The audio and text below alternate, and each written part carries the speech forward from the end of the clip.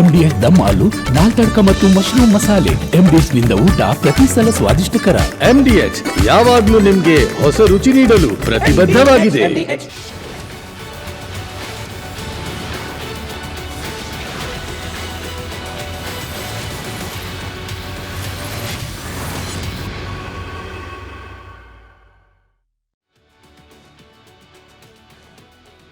ನಮಸ್ಕಾರ, ಕರ್ನಾಟಕ ಪ್ರೈಮ್ ಟೈಮ್ಗೆ ಸ್ವಾಗತ. ನಾನು ಶ್ರೀಪಾದ್ ಪಾಟೀಲ್. ಇವತ್ತಿನ ಪ್ರೈಮ್ ಟೈಮ್ನಲ್ಲಿ ಬಹಳ ಮುಖ್ಯವಾಗಿ ಈಗಾಗಲೇ ಬೆಂಗಳೂರಿನಲ್ಲಿ ವಲಸಿಗರನ್ನು ಅಕ್ರಮವಾಗಿ ಅಲ್ಲಿ ಮನೆ ಕಟ್ಕೊಂಡಿದ್ದವರನ್ನ ತೆರವು ಮಾಡಿರುವಂತಹ ವಿಚಾರ ಭಾರೀ ರಾಜಕೀಯ ಸಂಘರ್ಷಕ್ಕೆ ಕಾರಣ ಆಗ್ಬಿಟ್ಟಿದೆ.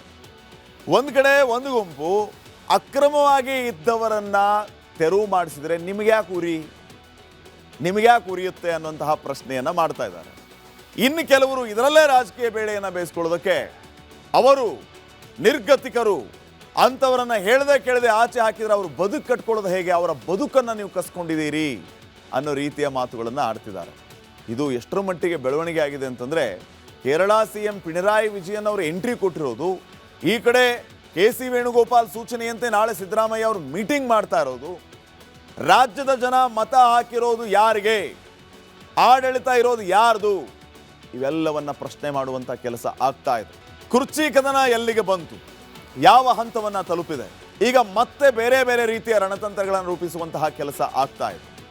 ಒಂದು ಕಡೆ CM ಸಿದ್ದರಾಮಯ್ಯ ಕುರ್ಚಿಯನ್ನು ಗಟ್ಟಿ ಮಾಡ್ಕೊಳ್ತಾ ಇದ್ದಾರೆ, ಈ ಕಡೆ DK ಶಿವಕುಮಾರ್ ಕುರ್ಚಿಯನ್ನು ಕಿತ್ಕೊಳ್ಳುವಂತಹ ನಾನಾ ರೀತಿಯ ಪ್ರಯತ್ನಗಳನ್ನು ಮಾಡ್ತಿದ್ದಾರಂತೆ. ಇದರ ಮಧ್ಯೆ ರಾಹುಲ್ ಗಾಂಧಿ ಅವರನ್ನ ಭೇಟಿ ಆಗಬೇಕು ಅನ್ನುವಂತಹ ಹಠ ಜಿದ್ದು DK ಶಿವಕುಮಾರ್ ಅವರಿಗೆ. ಆದರೆ ರಾಹುಲ್ ಗಾಂಧಿ ಮಾತ್ರ DK ಶಿವಕುಮಾರ್ ಅವ್ರನ್ನ ಭೇಟಿ ಆಗ್ತಾನೆ ಇಲ್ಲ. ಈ ಮೂಲಕ ರಾಹುಲ್ ಗಾಂಧಿ DK ಶಿವಕುಮಾರ್ಗೆ ಮತ್ತೊಮ್ಮೆ ಕೈ ಕೊಟ್ಟಿದ್ದಾರೆ. ಈ ಬಗ್ಗೆ ಒಂದು ವರದಿದೆ, ಬನ್ನಿ ನೋಡೋಣ.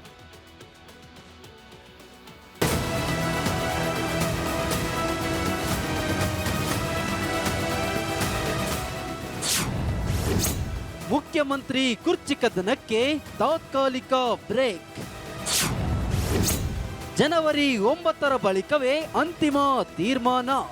ಕರ್ನಾಟಕದಲ್ಲಿ ಕುರ್ಚಿ ಕದನ ಮುಂದುವರೆದಿದ್ದು, ಮುಖ್ಯಮಂತ್ರಿ ಪಟ್ಟಕ್ಕಾಗಿ DK ಶಿವಕುಮಾರ್ ಸಿದ್ದರಾಮಯ್ಯ ನಡುವೆ ಅಗ್ಗಜಗ್ಗಾಟ ನಡೆಯುತ್ತಲೇ ಇದೆ. ಈ ವಿಚಾರವಾಗಿ ಹೈಕಮಾಂಡ್ ನಿರ್ಧಾರದ ನಿರೀಕ್ಷೆ ಇತ್ತು. ಆದರೆ ಮುಖ್ಯಮಂತ್ರಿ ಪಟ್ಟ ಗುದ್ದಾಟಕ್ಕೆ ತಾತ್ಕಾಲಿಕ ಬ್ರೇಕ್ ಬಿದ್ದಿದೆ.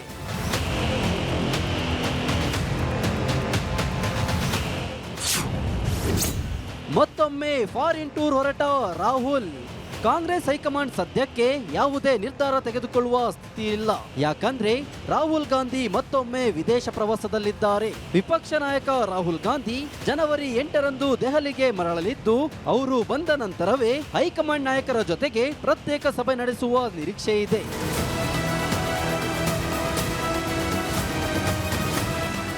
ಇತ್ತ ಕೈ ಶಾಸಕರು ಮಂತ್ರಿ ಪಟ್ಟಕ್ಕೆ ನಾ ಮುಂದು ತಾ ಮುಂದು ಎಂದು ಮುಗಿಬೀಳುತ್ತಿದ್ದಾರೆ. ಆದ್ರೆ ಇದರ ನಿರ್ಧಾರವು ರಾಹುಲ್ ಗಾಂಧಿ ಬಂದ ಬಳಿಕವೇ ನಡೆಯಲಿದೆ. CM ಸಿದ್ದರಾಮಯ್ಯ ನಿನ್ನೆ ದೆಹಲಿಗೆ ತೆರಳಿ CWC ಸಭೆಯಲ್ಲಿ ಭಾಗವಹಿಸಿದ್ರು. ಈ ವೇಳೆ ರಾಜ್ಯದ ಅಧಿಕಾರ ಹಂಚಿಕೆ ಕುರಿತು ಹೈಕಮಾಂಡ್ ನಾಯಕರೊಂದಿಗೆ ಚರ್ಚಿಸಲು ಅವಕಾಶ ಸಿಕ್ಕಿರಲಿಲ್ಲ.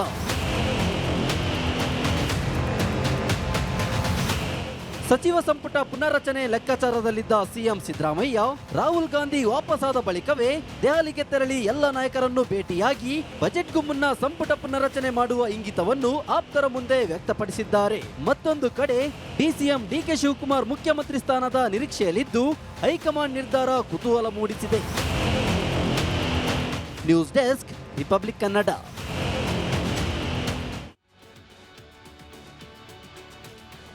ಜನವರಿ 7ಕ್ಕೆ ಕುರ್ಚಿ ಕ್ಲೈಮ್ಯಾಕ್ಸ್, ಜನವರಿ 9ಕ್ಕೆ ಹೊಸ CM. ಈ ರೀತಿಯ ಹಲವು ರೀತಿಯ ಬೆಳವಣಿಗೆಗಳನ್ನು, ಮಾತುಗಳನ್ನು ನೀವು ಕೇಳಿದ್ರಿ. ಆದರೆ ನಿಜಕ್ಕೂ ಜನವರಿ 7ನೇ ತಾರೀಕು ಈ ಕುರ್ಚಿ ಕದನಕ್ಕೆ ಇತಿಶ್ರೀ ಹಾಡುವಂತಹ ಕೆಲಸ ಆಗುತ್ತಾ? ಇದು ಈಗ ಸದ್ಯಕ್ಕಿನ ಕುತೂಹಲದ ಪ್ರಶ್ನೆ. 2026ರ ಹೊಸ ವರ್ಷಾರಂಭಕ್ಕೆ ಮಧ್ಯಸ್ಥಿಕೆ ಫಿಕ್ಸ್ ಆಗ್ತಾ ಇದೆ. ಸಂಪುಟ ಸರ್ಜರಿ ಆಗುತ್ತಾ ಅಥವಾ CMఏ ಬದಲಾವಣೆ ಆಗ್ತಾರಾ? ಈ ಹಿಂದೆ ಸಂಪುಟ ಸರ್ಜರಿ ವಿಚಾರ ಬಂದಾಗ DK ಶಿವಕುಮಾರ್ ಒಂದು ಹಠ ಹಿಡಿದು ಕೂತ್ರಂತೆ. ಆದರೆ CM ಸಹಿತ ಎಲ್ಲವೂ ಬದಲಾವಣೆ ಆಗಲಿ, ಇಲ್ಲ ಅಂದರೆ ಸಂಪುಟವನ್ನು ಟಚ್ಚೇ ಮಾಡಬೇಡಿ ಅಂತ DK ಶಿವಕುಮಾರ್ ಅವರು ಹೇಳಿದ್ರಂತೆ. ಆದರೆ ಸಿದ್ದರಾಮಯ್ಯ ಅವರು ಸಂಪುಟ ಪುನರ್ರಚನೆ ಮಾಡಿಕೊಂಡು ಹೊಸ ಸಚಿವರನ್ನ ಬೆಳಗಾವಿ ಕರ್ಕೊಂಡು ಹೋಗಬೇಕು ಅನ್ನುವಂಥ ನಾನಾ ರೀತಿಯ ಪ್ರಯತ್ನಗಳನ್ನು ಮಾಡಿದ್ದರಂತೆ. ಆದರೆ ಅದು ಯಾವುದೋ ಕಾರಣಕ್ಕೆ ಸಫಲ ಆಗಲಿಲ್ಲ, ಅದು ಪೋಸ್ಟ್ಪೋನ್ ಆಗ್ತಾ ಬಂತು. ಕಾರಣ ಈ ಸಂಪುಟದ ಮಧ್ಯೆ ಕುರ್ಚಿ ಫೈಟ್ ಜೋರಾಗಾಯ್ತಲ್ಲ, ಹಿಂಗಾಗಿ ಯಾವುದು ಬೇಡ ಸುಮ್ಮನೆ ಹೋಗ್ರಿ ಅಂತ ಹೇಳ್ಬಿಟ್ರಂತೆ ಹೈಕಮಾಂಡ್. ಸೊ ಈಗ ಮತ್ತೆ ಕುತೂಹಲಕಾರಿ ಘಟ್ಟಕ್ಕೆ ತಲುಪಿದೆ ಇದೇ ಕುರ್ಚಿ ಕದನ. ಜನವರಿ 7ನೇ ತಾರೀಕು ವಿದೇಶದಿಂದ ರಾಹುಲ್ ಗಾಂಧಿ ಅವರು ವಾಪಸ್ ಬರ್ತಾರೆ. ಬಂದ ದಿನವೇ ಕುರ್ಚಿ ಕದನ. ಆ ಕದನದ ಕ್ಲೈಮ್ಯಾಕ್ಸ್ ಎಲ್ಲವೂ ಕೂಡ ಅವತ್ತೇ ಆಗಬಹುದಾ, ಅಥವಾ ಜನವರಿ 7ನೇ ತಾರೀಕಿನ ಬಳಿಕ ಮಧ್ಯಸ್ಥಿಕೆಗೆ ಮುಹೂರ್ತ ಫಿಕ್ಸ್ ಆಗುತ್ತಾ? ಸಿದ್ದರಾಮಯ್ಯ ಅವರು, DK ಶಿವಕುಮಾರ್ ಅವರು, ರಾಹುಲ್ ಗಾಂಧಿ ಅವರು 3 ಜನ ಕೂತ್ಕೊಂಡು ಮಾತಾಡೋದು, ಅಥವಾ ಸಿದ್ದರಾಮಯ್ಯ ಅವರು, DK ಶಿವಕುಮಾರ್ ಅವರು, ರಾಹುಲ್ ಗಾಂಧಿ, ಸೋನಿಯಾ ಗಾಂಧಿ, ಪ್ರಿಯಾಂಕಾ ವಾದ್ರಾ, ಮಲ್ಲಿಕಾರ್ಜುನ್ ಖರ್ಗೆ, KC ವೇಣುಗೋಪಾಲ್ ಇವರೆಲ್ಲ ಕೂತ್ಕೊಂಡು ಮಾತಾಡೋದಾಗುತ್ತಾ? ಇದು ಈಗ ಕಾದು ನೋಡಬೇಕಾದಂತಹ ಒಂದು ವಿಚಾರ. CM DCM ಅವರನ್ನ ದೆಹಲಿಗೆ ಕರೆಸೋದಕ್ಕೆ ತೀರ್ಮಾನವನ್ನ ಮಾಡಿ ಆಗಿದೆ. ನಾಯಕತ್ವದ ಸಂಬಂಧ ಸಿದ್ದರಾಮಯ್ಯ DK ಶಿವಕುಮಾರ್ ಮಧ್ಯೆ ಒಪ್ಪಂದದ ವಿಚಾರವಾಗಿ ಮತ್ತೆ ಚರ್ಚೆಯನ್ನ ಮಾಡೋದು, ಹೈಕಮಾಂಡ್ ಮುಂದಿನ ನಿರ್ಧಾರವನ್ನ ಅವತ್ತೇ ಪ್ರಕಟ ಮಾಡೋದು. ಹಿಂಗೆ ತರಹೇವಾರಿ ಲೆಕ್ಕಾಚಾರದಲ್ಲಿ DK ಶಿವಕುಮಾರ್ ಅವರು ಆಪ್ತರಿದ್ದಾರೆ. ಆದರೆ ಅದು ಇವ್ರು ಅನ್ಕೊಂಡಂತೆ ಆಗ್ಬಿಡುತ್ತಾ? ಅಂದರೆ ಇವ್ರು ಯಾವ ಲೆಕ್ಕಾಚಾರದಲ್ಲಿದ್ದಾರೆ? ಒಪ್ಪಂದ ಆಗಿದೆ, ಒಪ್ಪಂದದ ಪ್ರಕಾರವಾಗಿ ಹೈಕಮಾಂಡ್ DK ಶಿವಕುಮಾರ್ ಅವರಿಗೆ ಅಧಿಕಾರವನ್ನು ಕೊಡಿಸುತ್ತೆ. ಆದರೆ ಸಿದ್ದರಾಮಯ್ಯ ಅವರು ಈಗಲ್ಲೇ ಏನು ಮಾತಾಡಿದ್ದಾರೆ ಎಲ್ಲ ನೋಡಿದ್ದೀರಿ ನೀವು. ಸಂಪುಟ ಪುನರಚನೆ ಬೇಡವೇ ಬೇಡ ಅಂತ DK ಶಿವಕುಮಾರ್ ಹೇಳ್ತಿದ್ದಾರೆ ನೋಡಿ, ಆಗಲೇ ಹೇಳ್ತಿದ್ನಲ್ಲ. ಆದರೆ ಇನ್ಕ್ಲೂಡಿಂಗ್ CM ಚೇರ್ ಎಲ್ಲವೂ ಬದಲಾವಣೆ ಆಗಲಿ, ಸಂಪುಟ ಬೇಡವೇ ಬೇಡ ಅಂತ DK ಶಿವಕುಮಾರ್ ಹೇಳ್ತಾ ಇರೋದು. ಸಂಪುಟ ಪುನರಚನೆ ಆಗಲೇಬೇಕು ಅಂತ ಈ ಕಡೆ ಸಿದ್ದರಾಮಯ್ಯ ಅವರು ಹೇಳ್ತಿದ್ದಾರೆ.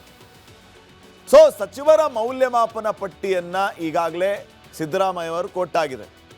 ಕ್ರಿಟೀರಿಯಾಸ್, ಮಾನದಂಡಗಳು. ಇವನು ಚೆನ್ನಾಗಿ ಕೆಲಸ ಮಾಡಿದಾನೋ ಇಲ್ವೋ? ಚೆನ್ನಾಗಿ ಕೆಲಸ ಮಾಡಿದ್ದಾರೆ ಅಂತಂದ್ರೆ ನಿಮ್ಮ ಕುರ್ಚಿ ಗಟ್ಟಿ, ಚೆನ್ನಾಗಿ ಮಾಡಿಲ್ಲ ನಿಮ್ಮ ಸಿಟ್ಟಿಂಗ್ MLAಗಳೇ, ನಿಮ್ಮ ಪಕ್ಷದವರೇ ನಿಮ್ಮ ವಿರುದ್ಧ ಹಲವು ಕಂಪ್ಲೇಂಟ್ಗಳನ್ನು ಕೊಟ್ಟಿದ್ದಾರೆ ಅಂತಂದರೆ ನೀವು ಸೈಡಿಗೆ ಬನ್ನಿ ಅಂತ ಕರೆಯೋದು. ಹೆಂಗಾದರೂ ಮಾಡಿ ಸಂಪುಟ ಪುನರಚನೆ ಮಾಡಿಸೋದಕ್ಕೆ ಸಿದ್ದರಾಮಯ್ಯ ಅವರು ತಂತ್ರ ಮಾಡ್ತಿದ್ದಾರೆ. ಮೌಲ್ಯಮಾಪನ ವರದಿಯನ್ನು ಕೂಡ ಕೊಟ್ಟಿದ್ದಾರೆ, ಈ ಸಚಿವರು ಈ ರೀತಿ ಇದ್ದಾರೆ ಮಾನದಂಡ ಅಂತ. ಈ ಕಡೆ ಹೆಂಗಾದರೂ ಮಾಡಿ CM ಪಟ್ಟ ಕಸ್ಕೋಬೇಕು ಅಂತ DK ಶಿವಕುಮಾರ್ ರಣತಂತ್ರವನ್ನು ಹೂಣಿದ್ದಾರೆ. ಹಗ್ಗ ಜಗ್ಗಾಟ ಇಬ್ಬರ ಮಧ್ಯೆ ಪೈಪೋಟಿ. ಅವ್ರ ಮಾತಿನಲ್ಲೇ ಅರ್ಥ ಆಗುತ್ತೆ ಅದು. ಸಿದ್ದರಾಮಯ್ಯ ಅವ್ರ ಮಾತನ್ನು ನೀವು ಸೂಕ್ಷ್ಮವಾಗಿ ಗಮನಿಸಿ, ಎಲ್ಲವೂ ಸರಿ ಇಲ್ಲ ಅನ್ನೋದು ಅರ್ಥ ಆಗ್ಬಿಡುತ್ತೆ. DK ಶಿವಕುಮಾರ್ ಅವರ ರಿಯಾಕ್ಷನ್ ನೋಡಿ, ಅಲ್ಲಿಯೂ ಕೂಡ ಅದೇ, ಹೆಂಗೆಲ್ಲ ಒಂದು ರೀತಿ ಮಾರ್ಮಿಕವಾಗಿ ಮಾತಾಡೋದು, ವೈರಾಗ್ಯದ ಮಾತುಗಳನ್ನು ಆಡೋದು. ಅದು ಡೈರೆಕ್ಟ್ ಹಿಟ್. ಅದು ಒಂದಲ್ಲ ಒಂದು ರೀತಿಯಲ್ಲಿ ತಲುಪೋರ್ಗೆ ಹೋಗಿ ತಲುಪಲಿ ಅನ್ನೋ ರೀತಿಯಲ್ಲೇ ಮಾತಾಡ್ತಾರೆ ಇವರು. DK ಶಿವಕುಮಾರ್ ಮತ್ತೆ ಮಾತಾಡಿದ್ದಾರೆ ಮಾರ್ಮಿಕವಾಗಿ. ಅದನ್ನು ಯಾರಿಗೆ ಆ ಸಂದೇಶ ಹೋಗಿ ತಲುಪಬೇಕೋ ಅವ್ರಿಗೆ ಅದು ತಲುಪುತ್ತೆ. ಇನ್ನು ನೆಕ್ಸ್ಟ್, ರಾಜ್ಯ ರಾಜಕಾರಣ ದೆಹಲಿಗೆ ಶಿಫ್ಟ್ ಆಗಿದೆ. ಸಂಪುಟ ಪುನರ್ರಚನೆಯ ವಿಸ್ತರಣೆಯ ಅಥವಾ ಏನೂ ಇಲ್ವಾ? ಇದು ಈಗ ಸದ್ಯಕ್ಕೆ ಇರುವಂತಹ ಪ್ರಶ್ನೆ. ಹಾಗಿದ್ರೆ ಎಲ್ಲವೂ ಅಂದುಕೊಂಡಂತೆ ಆದರೆ ಹೈಕಮಾಂಡ್ ಈ ಎಲ್ಲ ಗೊಂದಲ ಬಗೆಹರಿಸಿ ಮುಹೂರ್ತ ಫಿಕ್ಸ್ ಮಾಡುತ್ತಾ? ಸಂಪುಟ ಪುನರಚನೆ ಆಗತ್ತಾ ಆಗಲ್ವಾ? ಏನೆಲ್ಲ ನಡೆದಿದೆ ಬೆಳವಣಿಗೆ ನೀವೇನು?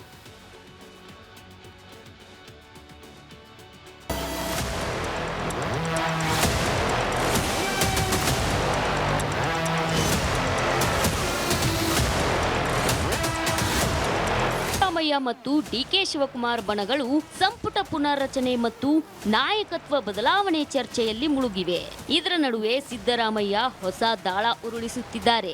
ಅದನ್ನ ಕಂಡು ಸಚಿವ ಸ್ಥಾನದ ಆಕಾಂಕ್ಷಿಗಳ ದಿಲ್ ಖುಷ್ ಆಗಿದೆ.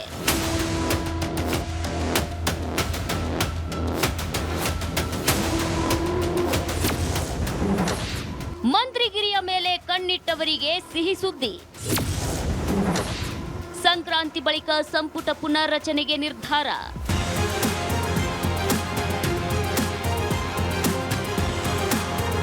ರಾಜ್ಯದಲ್ಲಿ ಕಾಂಗ್ರೆಸ್ ಸರ್ಕಾರ ಬಂದು 2.5 ವರ್ಷ ತುಂಬಿದೆ. ಆದ್ದರಿಂದ ಕೊನೆಗೂ ಹೈಕಮಾಂಡ್ ಅನ್ನ ಒಂದು ಗಟ್ಟಿ ನಿರ್ಧಾರಕ್ಕೆ ತರಬೇಕು ಅಂತ ಸಿದ್ದರಾಮಯ್ಯ ಒತ್ತಡ ಹಾಕ್ತಿದ್ದಾರೆ. ಸಂಕ್ರಾಂತಿ ಮುಗಿದ ಬಳಿಕ ಹೈಕಮಾಂಡ್ ನಾಯಕರನ್ನ ಭೇಟಿ ಮಾಡಿ ಸಂಪುಟ ಪುನರ್ರಚನೆ ಬಗ್ಗೆ ಚರ್ಚಿಸಲು ಮುಖ್ಯಮಂತ್ರಿ ಸಿದ್ದರಾಮಯ್ಯ ನಿರ್ಧರಿಸಿದ್ದಾರೆ.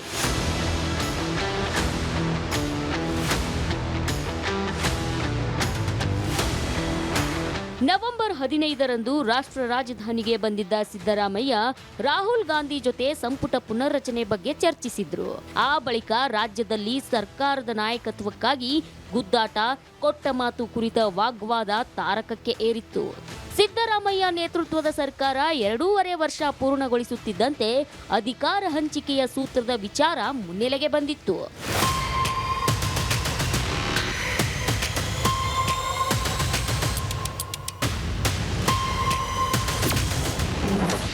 ಕುರ್ಚಿ ಉಳಿಸಿಕೊಳ್ಳಲು ಸಂಪುಟಕ್ಕೆ ಸರ್ಜರಿ. ಸಂಪುಟ ಪುನರ್ರಚನೆಯಾದ್ರೆ ಅಧಿಕಾರ ಹಸ್ತಾಂತರ ನೆನೆಗುದಿಗೆ ಬೀಳಲಿದೆ ಅಂತ ಡಿಕೆ ಶಿವಕುಮಾರ್ ಆತಂಕಗೊಂಡಿದ್ದಾರೆ. ಅದೇ ಕಾರಣಕ್ಕೆ ಬಂಡೆ ಬಣದ ಶಾಸಕರು ದೆಹಲಿಗೆ ದೌಡಾಯಿಸಿ ಹೈಕಮಾಂಡ್ ನಾಯಕರನ್ನ ಭೇಟಿ ಮಾಡಲು ಯತ್ನಿಸಿದ್ರು. ಇದೀಗ ಸಿದ್ದರಾಮಯ್ಯ ಅವರು ಮತ್ತೆ ಸಂಪುಟ ಪುನರ್ರಚನೆ ಅಸ್ತ್ರ ಪ್ರಯೋಗಿಸಲು ಮುಂದಾಗಿದ್ದಾರೆ.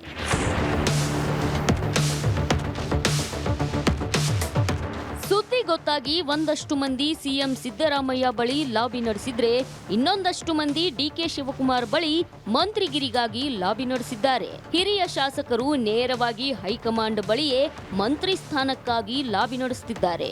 ಆದರೆ ಸಂಪುಟ ಪುನರ್ರಚನೆ ವೇಳೆ ಯಾರಿಗೆ ಲಾಟರಿ ಹೊಡೆಯುತ್ತೋ ಕಾದು ನೋಡಬೇಕಿದೆ. News desk, republic Kannada.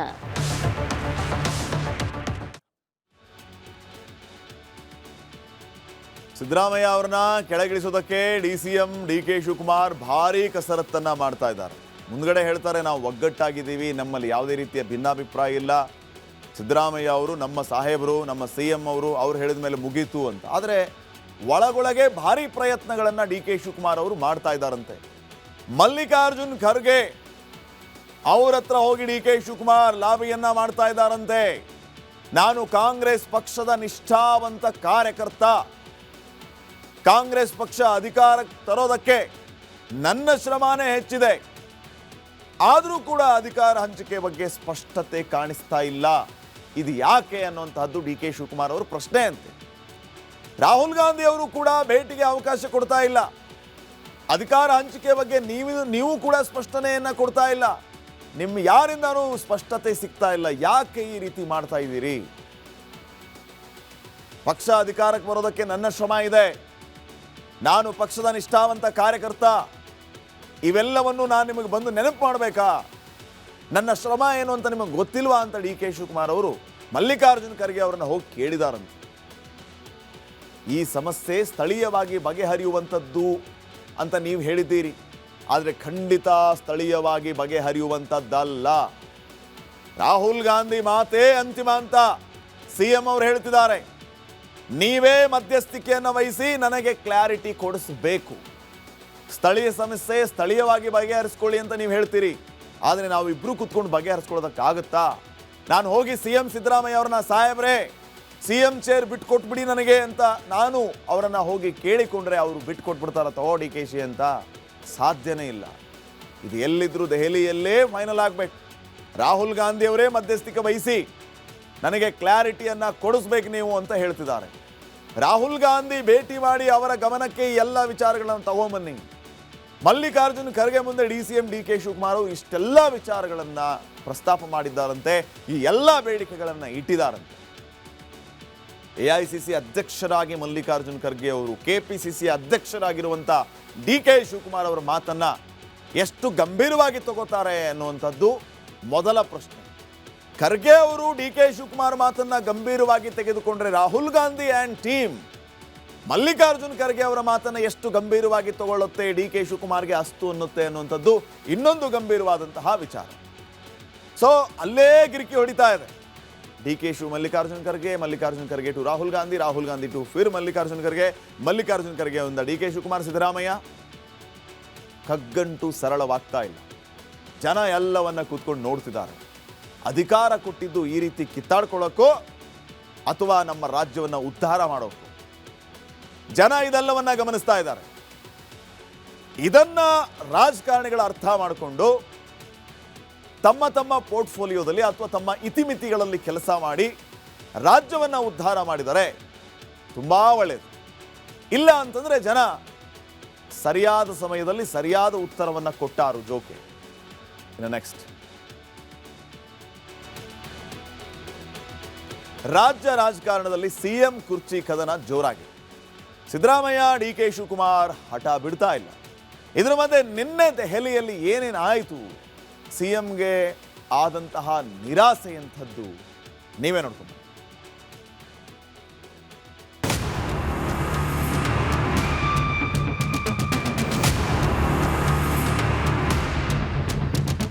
ಕನಕಾಧಿಪತಿ ವರುಣಾಧಿಪತಿ ಮಧ್ಯೆ ಕುರ್ಚಿಗಾಗಿ ಜಂಗಿ ಕುಸ್ತಿ. ತಗ್ಗೋದೇ ಇಲ್ಲ ಅಂತ ಸಿದ್ದು, ಬಗ್ಗೋದೇ ಇಲ್ಲ ಅಂತ ಡಿಕೆ. ಇದು ಗದ್ದುಗೆಯ ಯುದ್ಧ. ಅರ್ಥಾತ್ ಸಿಎಂ ಪಟ್ಟಕ್ಕಾಗಿ ಇಬ್ಬರು ಘಟಾನುಘಟಿಗಳ ಮಧ್ಯೆ ನಡೆಯುತ್ತಿರೋ ಮಲ್ಲಯುದ್ಧ. ಸಿದ್ದು ಡಿಕೆಶಿಗೆ ಸಿಗದ ರಾಹುಲ್ ಗಾಂಧಿ ದರ್ಶನ. ನೋಡ್ತಿರಿ, ಸಂಕ್ರಾಂತಿಗೆ ಸಂಕ್ರಾಂತಿ ಆಗೇ ಆಗುತ್ತೆ. ಹೊಸ ವರ್ಷ ಸಮೀಪಿಸ್ತಾ ಇದೆ. ರಾಜ್ಯ ರಾಜಕೀಯದಲ್ಲಿ ಹೊಸ ಅಲೆ ಏಳುತ್ತಾ ಎಂಬ ಕುತೂಹಲ ಮೂಡಿದೆ. ವರ್ಷಾಂತ್ಯಕ್ಕೆ ಕ್ರಾಂತಿ ಆಗುತ್ತಾ ಅನ್ನೋ ಕೌತುಕ ಕೂಡ ಕಾಡಿದೆ. ಇದರ ಮಧ್ಯೆ ಇಂದ್ರಪ್ರಸ್ಥದತ್ತ ಕನಕಾಧಿಪತಿ ಇಟ್ಟಿರೋ ಹೆಜ್ಜೆ 100 ಪ್ರಶ್ನೆಗಳನ್ನ ಹುಟ್ಟುಹಾಕಿದೆ. ಕಣ್ಮುಂದೆ ಗದ್ದುಗೆ ಗುದ್ದಾಟ ನಡೀತಿದ್ರೂ ರಾಹುಲ್ ಗಾಂಧಿಯ ಮೌನ ಅಚ್ಚರಿ ಮೂಡಿಸಿದೆ. ಇದು ಸರ್ಕಾರವನ್ನ ಆಡಿಕೊಳ್ಳೋ ಬಿಜೆಪಿಗೆ ಆಹಾರವಾಗಿದೆ.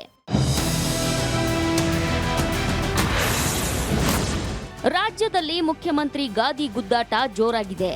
ಸಿದ್ದರಾಮಯ್ಯ, ಡಿಕೆ ಶಿವಕುಮಾರ್ ದೆಹಲಿ ಯಾತ್ರೆ ಮಾಡಿ ಬಂದಿದ್ದಾರೆ. ಕನಕಪುರ ವರುಣಾ ಕಲಿಗೆ ರಾಹುಲ್ ದರ್ಶನ ಸಿಗಲಿಲ್ಲ. ಅತ್ತ ಸಿದ್ದರಾಮಯ್ಯ ಪಂಚವಾರ್ಷಿಕ ಪ್ಲಾನ್ ಹಾಕಿಕೊಂಡಿದ್ದಾರೆ. ಹೈಕಮಾಂಡ್ಗೆ ದಂಡ ಹೊಡೆದು ಸಿಎಂ ಆಗಲು ಬಂಡೆ ತಂತ್ರ ಹೆಣೆದಿದ್ರು. ಅದೂ ಆಗಲಿಲ್ಲ. ರಾಹುಲ್ ಗಾಂಧಿ ಭೇಟಿ ಆಗಬಹುದು ಅಂತ ಸಿದ್ದರಾಮಯ್ಯ ಇಂದ್ರಪ್ರಸ್ಥದಲ್ಲಿ ಕಾದಿದ್ರು. ಅದು ಕೂಡ ಆಗಲೇ ಇಲ್ಲ. ಸಿಡಬ್ಲ್ಯೂಸಿ ಸಭೆ ಬಳಿಕ Rahul Gandhi suitcase pack ಮಾಡಲು ಹೋದ್ರು. ಆದ್ದರಿಂದ ದೆಹಲಿಯಲ್ಲಿ ಠಿಕಾಣಿ ಹೂಡಿದ್ದ ವರುಣಾಧಿಪತಿಗೆ ನಿರಾಸೆಯಾಗಿದೆ.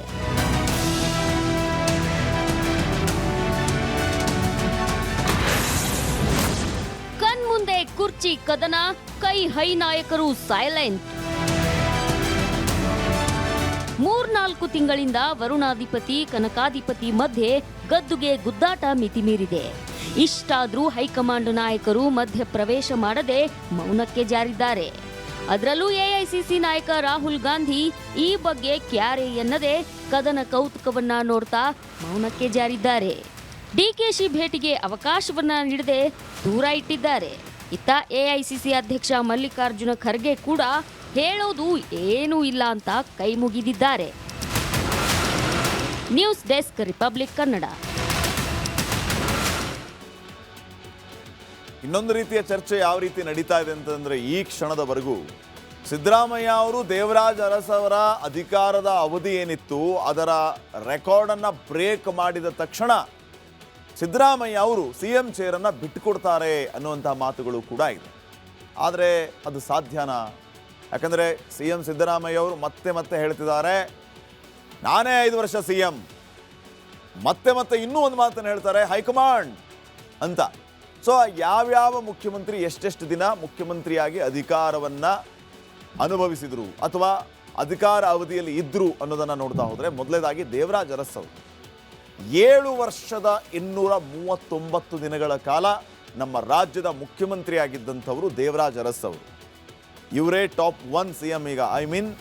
ಅಧಿಕಾರದ ಅವಧಿಯಲ್ಲಿ 7 ವರ್ಷ 239 ದಿನ ಇವರು ಮೊದಲಿಗರು. ಇವರನ್ನ ಬಿಟ್ಟರೆ ಸಿಎಂ ಸಿದ್ದರಾಮಯ್ಯ ಅವರು 7 ವರ್ಷ 225 ದಿನ, ಬಹಳ ಹತ್ತಿರ ಇದ್ದಾರೆ. ದೇವರಾಜ್ ಅರಸ್ 7 ವರ್ಷ 239 ದಿನ, ಸಿದ್ದರಾಮಯ್ಯ 7 ವರ್ಷ 225 ದಿನ. ಇನ್ನ 14 ದಿನ ಮಾತ್ರ ಬಾಕಿ ಇದೆ. ಸಿದ್ದರಾಮಯ್ಯ ಅವರು ದೇವರಾಜ್ ಅರಸ್ ಅವರ ರೆಕಾರ್ಡನ್ನು ಬ್ರೇಕ್ ಮಾಡೋದಕ್ಕೆ. ಇನ್ನ 14 ದಿನ ಮುಗಿದು 15ನೇ ದಿನ who is the longest period CM of Karnataka ಅಂತ ನೀವು ಸರ್ಚ್ ಮಾಡಿದರೆ ಬರೋದು ಹೆಸರು ಸಿದ್ದರಾಮಯ್ಯ ಅವರದ್ದು. ಅದಾದ ನಂತರ ಬರೋ ಹೆಸರು ದೇವರಾಜ್ ಅರಸ್ ಅವರದಾಗುತ್ತೆ. ಸೊ ಈ ರೆಕಾರ್ಡ್ ಬ್ರೇಕ್ ಮಾಡಿದ್ರೆ ಹಬ್ಬ ಮಾಡೋದಕ್ಕೆ ಸಿದ್ದರಾಮಯ್ಯ ಅಭಿಮಾನಿಗಳು ರೆಡಿ ಆಗಿದ್ದಾರೆ. ದೇವರಾಜ್ ಅರಸ್ ಅವರ ರೆಕಾರ್ಡ್ ಅನ್ನ ಬ್ರೇಕ್ ಮಾಡಿದ ದಿನ ರಾಜ್ಯದಲ್ಲಿ ಹಬ್ಬನೇ.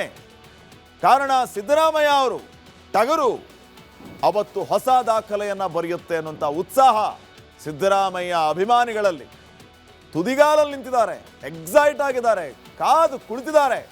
ನಮ್ಮ CM ಸಾಹೇಬ್ರದ್ದು ಅವತ್ತು ಹಬ್ಬನೇ ಮಾಡಿಬಿಡೋದು. ಯಾಕೆ ರೆಕಾರ್ಡ್ ಬ್ರೇಕ್ ಮಾಡ್ತಿದ್ದಾರೆ ನಮ್ಮ ಸಿದ್ದರಾಮಯ್ಯ ಸಾಹೇಬರು ಅಂತ. ಇನ್ನ ಇವರನ್ನ ಹೊರತುಪಡಿಸಿದ್ರೆ ನಿಜಲಿಂಗಪ್ಪ ಅವರು 7 ವರ್ಷದ 175 ದಿನ ರಾಜ್ಯದ CM ಆಗಿ ಅಧಿಕಾರದಲ್ಲಿದ್ದರು. ರಾಮಕೃಷ್ಣ ಹೆಗಡೆ ಅವರು 5 ವರ್ಷ 215 ದಿನ CM ಆಗಿದ್ದವರು. BS ಯಡಿಯೂರಪ್ಪ ಅವರು 5 ವರ್ಷ 82 ದಿನ. ಸೊ ದೇವರಾಜ ಅರಸ್ ಅವರು ಮೊದಲಿಗರು. ಇನ್ನು 14 ದಿನ ಆದರೆ ಅವರ ರೆಕಾರ್ಡನ್ನು ಮಾನ್ಯ CM ಸಿದ್ದರಾಮಯ್ಯ ಅವರು ಬ್ರೇಕ್ ಮಾಡಲಿಕ್ಕಿದ್ದಾರೆ. ಸೊ ಇದಾದ ಮೇಲೆ ಏನೆಲ್ಲ ರಾಜಕೀಯ ಬೆಳವಣಿಗೆ ಬದಲಾವಣೆ ಆಗುತ್ತೆ ಅನ್ನುವಂಥದ್ದು ವೆರಿ ವೆರಿ ಇಂಟ್ರೆಸ್ಟಿಂಗ್ ವಿಚಾರ. ಇನ್ನು ಇದನ್ನು ಹೊರತುಪಡಿಸಿದರೆ ಯಾವ ರೀತಿ ದಾಖಲೆ ಬರೀತಾರೆ ಇದು ಕೂಡ ಮುಖ್ಯ ಆಗುತ್ತೆ. ಸಿದ್ದರಾಮಯ್ಯ ಅವರು ಅರಸು ದಾಖಲೆಯನ್ನ ಮುರಿಯೋದು ಪಕ್ಕಾ. ಯಾಕೆ ಅಂತಂದ್ರೆ ನಿನ್ನೆ ದೆಹಲಿಯಲ್ಲಿ ರಾಹುಲ್ ಜೊತೆಗೆ ಪ್ರತ್ಯೇಕವಾಗಿ ಭೇಟಿಯಾಗಿ ಮಾತಾಡಿಲ್ಲ. ಮಾತಾಡಿದ್ರೆ ಅಲ್ಲೇನಾದರೂ ರಾಹುಲ್ ಗಾಂಧಿ ಅವರು ಹೇಳ್ತಿದ್ರೋ ಏನೋ, ಅಥವಾ ಆ ರೀತಿಯ ಸಾಧ್ಯತೆಗಳು ಇರ್ತಿತ್ತೋ ಏನೋ. ಆದರೆ ಸದ್ಯಕ್ಕಂತೂ ಒಂದು ಕನ್ಫರ್ಮೇಷನ್, ಸಿದ್ದರಾಮಯ್ಯ ಅವರು ದೇವರಾಜ ಅರಸ್ ಅವರ ರೆಕಾರ್ಡನ್ನು ಬ್ರೇಕ್ ಮಾಡ್ತಾರೆ. CWC ಸಭೆ ಮುಗಿಸಿ CM ಸಿದ್ದರಾಮಯ್ಯ ಅವರು ವಾಪಸ್ಸಾಗಿದ್ದಾರೆ. ಅಲ್ಲಿ ಅಂತ ಬೆಳವಣಿಗೆ ಏನಾಗಿಲ್ಲ. ಈ ಬರುವ 14 ದಿನಗಳಲ್ಲಿ ಸಿದ್ದರಾಮಯ್ಯ ಅವರನ್ನ ಚೇರಿಂದ ಕೆಳಗಿಳಿಸುವಂಥ ಭಾರೀ ಬದಲಾವಣೆ ಬೆಳವಣಿಗೆ ಅಂತೂ ಆಗಲ್ಲ. ಆ ಕಡೆ ಅಮೇರಿಕಕ್ಕೆ ರಾಹುಲ್ ಗಾಂಧಿ ಅವರು ಹೋಗಾಯಿತು. ಸೊ ಈ ಎಲ್ಲ ಕಾರಣಗಳಿಗೆ ಸದ್ಯಕ್ಕೆ CM ಕುರ್ಚಿ ಕಿತ್ತಾಟ, ಚರ್ಚೆ, ಕದನ, ಸಮರ ಏನಂತಿರೋ ಎಲ್ಲದಕ್ಕೂ ಬ್ರೇಕ್. ಆದ್ದರಿಂದ ಅರಸು ದಾಖಲೆಯನ್ನ CM ಸಿದ್ದರಾಮಯ್ಯ ಅವರು ಮುರಿಲಿಕ್ಕಿದ್ದಾರೆ. ಜನವರಿ 7ನೇ ತಾರೀಕು ಸಿದ್ದರಾಮಯ್ಯ ಅವರದ್ದು 7 ವರ್ಷದ 239 ದಿನ ಆಳ್ವಿಕೆ. ಅರಸು ಕರ್ನಾಟಕ ಆಳಿದ್ದು ಕೂಡ 7 ವರ್ಷದ 239 ದಿನ. ಜನವರಿ 8ನೇ ತಾರೀಕು ಅಧಿಕಾರದಲ್ಲಿ ಇದ್ದರೆ ರೆಕಾರ್ಡ್ ಬ್ರೇಕ್. ಸಿದ್ದರಾಮಯ್ಯ ಅವರು ದಾಖಲೆಯ ಶೂರ ಆಗ್ತಾರೆ. ದಾಖಲೆಯ ಶೂರನಾಗಿ ಅವತ್ತು ದೇವರಾಜ್ ಅರಸ್ಗಿಂತ ಮುಂಚೂಣಿಯಲ್ಲಿ ತಮ್ಮ ಹೆಸರನ್ನ ಬರೀತಾರೆ. ಜನವರಿ 8ನೇ ತಾರೀಕಿನವರೆಗೆ ಸಿದ್ದರಾಮಯ್ಯ CM ಆಗಿಯೇ ಇರ್ತಾರೆ. ಜನವರಿ 8ಕ್ಕೂ ಮೊದಲು ಸಿದ್ದು ಕುರ್ಚಿ ಬಿಟ್ಟು ಕೊಡೋದಿಲ್ಲ, 8ರ ನಂತರನೂ ಕೊಡೋದಿಲ್ಲ ಅನ್ಕೊಳ್ಳಿ. ಆ ರೀತಿಯ ವಿಶ್ವಾಸ ಸ್ವತಃ CM ಸಿದ್ದರಾಮಯ್ಯ ಅವರಲ್ಲಿದೆ. ಸಿದ್ದು ದಾಖಲೆ ಬರೆಯೋದನ್ನ ತಡೆಯೋದಕ್ಕೆ ಯಾರಿಂದಲೂ ಆಗೋದಿಲ್ಲ. ಅರಸು ದಾಖಲೆ ಮುರಿದು ಹೊಸ ಗಮ್ಯವನ್ನ ತಲುಪ್ತಾರೆ ಸಿದ್ದರಾಮಯ್ಯ ಅವರು. ಅದಾದ ನಂತರ ಯಾವ ರೀತಿ ಇರುತ್ತೆ ನೋಡ್ಕೊತಾ ಹೋಗೋಣ. CM ಸಿದ್ದರಾಮಯ್ಯ ಅವರು ಒಂದೇ ಒಂದು ಗುಟುರು ಹಾಕಿದರೆ ಸಾಕು, ಅದು ಯಾವ ಮಟ್ಟಿಗೆ ಸೌಂಡ್ ಮಾಡುತ್ತೆ, ಯಾವ ಮಟ್ಟಿಗೆ ರಾಜಕೀಯದಲ್ಲಿ ಗಟ್ಟಿಯಾಗಿ ನಿಲ್ಲುತ್ತೆ ಅನ್ನೋದು ಎಲ್ಲರಿಗೂ ಗೊತ್ತಿರುವಂತಹ ವಿಚಾರವೇ. ಮಾಸ್ ಲೀಡರ್ ಆಗಿರುವಂತಹ ಸಿದ್ದರಾಮಯ್ಯ ಅವರನ್ನ ಅಷ್ಟು ಈಸಿಯಾಗಿ ಕುರ್ಚಿಯಿಂದ ಕೆಳಗಿಳಿಸೋದಕ್ಕೆ ಸಾಧ್ಯನಾ? ಅವರ ಶಕ್ತಿ ಏನು, ಅವರ ವರ್ಚಸ್ಸೇನು ಅನ್ನೋದು ಗೊತ್ತಾಗಿ ಹೈಕಮಾಂಡ್ ನಾಯಕರೊಬ್ಬರು ಟಗರು ಮೊರೆ ಹೋಗಿದಾರಂತ ನೋಡಿ. ಯಾವ ಕಾರಣಕ್ಕೆ, ಏನ್ ಕತೆ ನೀವೇ ನೋಡಿ.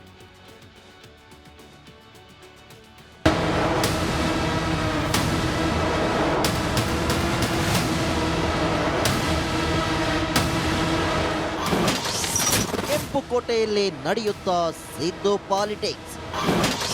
ಕೇರಳದ ಅಹಿಂದ ಸಮಾವೇಶಕ್ಕೆ ಟಗರು ಚೀಫ್ ಗೆಸ್ಟ್. ಚುನಾವಣೆ ಹತ್ತಿರ ಬರ್ತಿದ್ದಂತೆ ರಾಜಕೀಯ ಚಟುವಟಿಕೆಗಳು ಗರಿಗೆದರೋದು ಸಾಮಾನ್ಯ. ವೋಟ್ ಬ್ಯಾಂಕ್ ಒಗ್ಗೂಡಿಸಲು ನಾಯಕರು ನಾನಾ ರಣತಂತ್ರ ರೂಪಿಸುತ್ತಾರೆ. ಅಹಿಂದ ಮತ ಬ್ಯಾಂಕ್ ಪ್ರತಿ ರಾಜ್ಯಗಳ ಚುನಾವಣೆಯಲ್ಲೂ ಬಹುಮುಖ್ಯ ಪಾತ್ರ ವಹಿಸುತ್ತೆ. ಮುಂದಿನ ವರ್ಷ ಕೇರಳದಲ್ಲಿ ವಿಧಾನಸಭಾ ಚುನಾವಣೆ ಹಿನ್ನೆಲೆ AICC ಪ್ರಧಾನ ಕಾರ್ಯದರ್ಶಿ KC ವೇಣುಗೋಪಾಲ್ ಕಣ್ಣು CM ಕುರ್ಚಿ ಮೇಲಿದೆ. ಅಹಿಂದ ಮತ ಸೆಳೆಯಲು KCB ಮಾಸ್ಟರ್ ಪ್ಲಾನ್ ಮಾಡಿದ್ದು ಕರ್ನಾಟಕದ CM ಸಿದ್ದರಾಮಯ್ಯರನ್ನ ಕೇರಳಕ್ಕೆ ಕರೆತರ್ತಿದ್ದಾರೆ.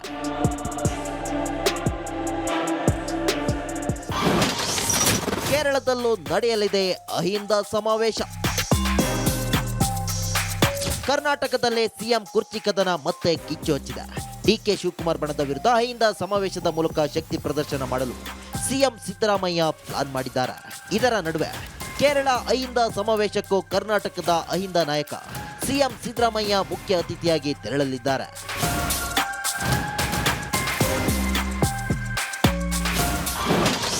ಕೇರಳದ ಕೇರಳದಲ್ಲಿ ಸಿದ್ದರಾಮಯ್ಯ ಅಹಿಂದ ಪಾಲಿಟಿಕ್ಸ್.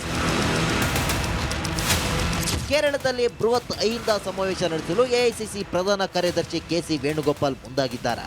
ಈ ಸಮಾವೇಶಕ್ಕೆ ಸಿದ್ದರಾಮಯ್ಯರನ್ನ ಕೆಸಿ ವೇಣುಗೋಪಾಲ್ ಅವರೇ ಖುದ್ದಾಗಿ ಆಹ್ವಾನ ನೀಡಿದ್ದಾರೆ. ಕೇರಳದ ಅಹಿಂದ ಸಮಾವೇಶಕ್ಕೆ ಸಿಎಂ ಸಿದ್ದರಾಮಯ್ಯ ಮುಖ್ಯ ಅತಿಥಿಯಾಗಿ ಕಾರ್ಯಕ್ರಮದಲ್ಲಿ ಭಾಗಿಯಾಗಲಿದ್ದಾರೆ. ಡಿಸೆಂಬರ್ 31ರಂದು ಕೇರಳದ ವರ್ಕುಳದಲ್ಲಿ ಬೃಹತ್ ಅಹಿಂದ ಸಮಾವೇಶ ಹಮ್ಮಿಕೊಳ್ಳಲಾಗಿದೆ. ಅಲ್ಲೂ ಕೂಡ ಟಗರು ಗುಟುರು ಹಾಕೋದು ಪಕ್ಕ. News desk, republic Kannada.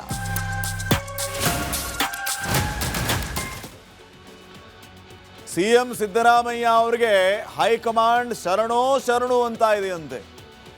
Siddaramaiah ಗತ್ತು ಹೈಕಮಾಂಡ್ಗೂ ಗೊತ್ತು. ಹಿಂಗಾಗಿ ಸಿದ್ದರಾಮಯ್ಯ ಮುಂದೆ ಹೈಕಮಾಂಡ್ ಶರಣಾಗ್ತಾ ಇದೆ. ಅದಕ್ಕೂ ಕಾರಣ ಇದೆ. ನಿಮಗೆಲ್ಲ ಗೊತ್ತಿರುವ ಹಾಗೆ ಪದೇ ಪದೇ ವೇಣುಗೋಪಾಲ್ ಅವರನ್ನ ಭೇಟಿ ಆಗ್ತಾ ಇರೋದು ಯಾರು? ಡಿ ಕೆ ಶಿವಕುಮಾರ್ ಅವರು.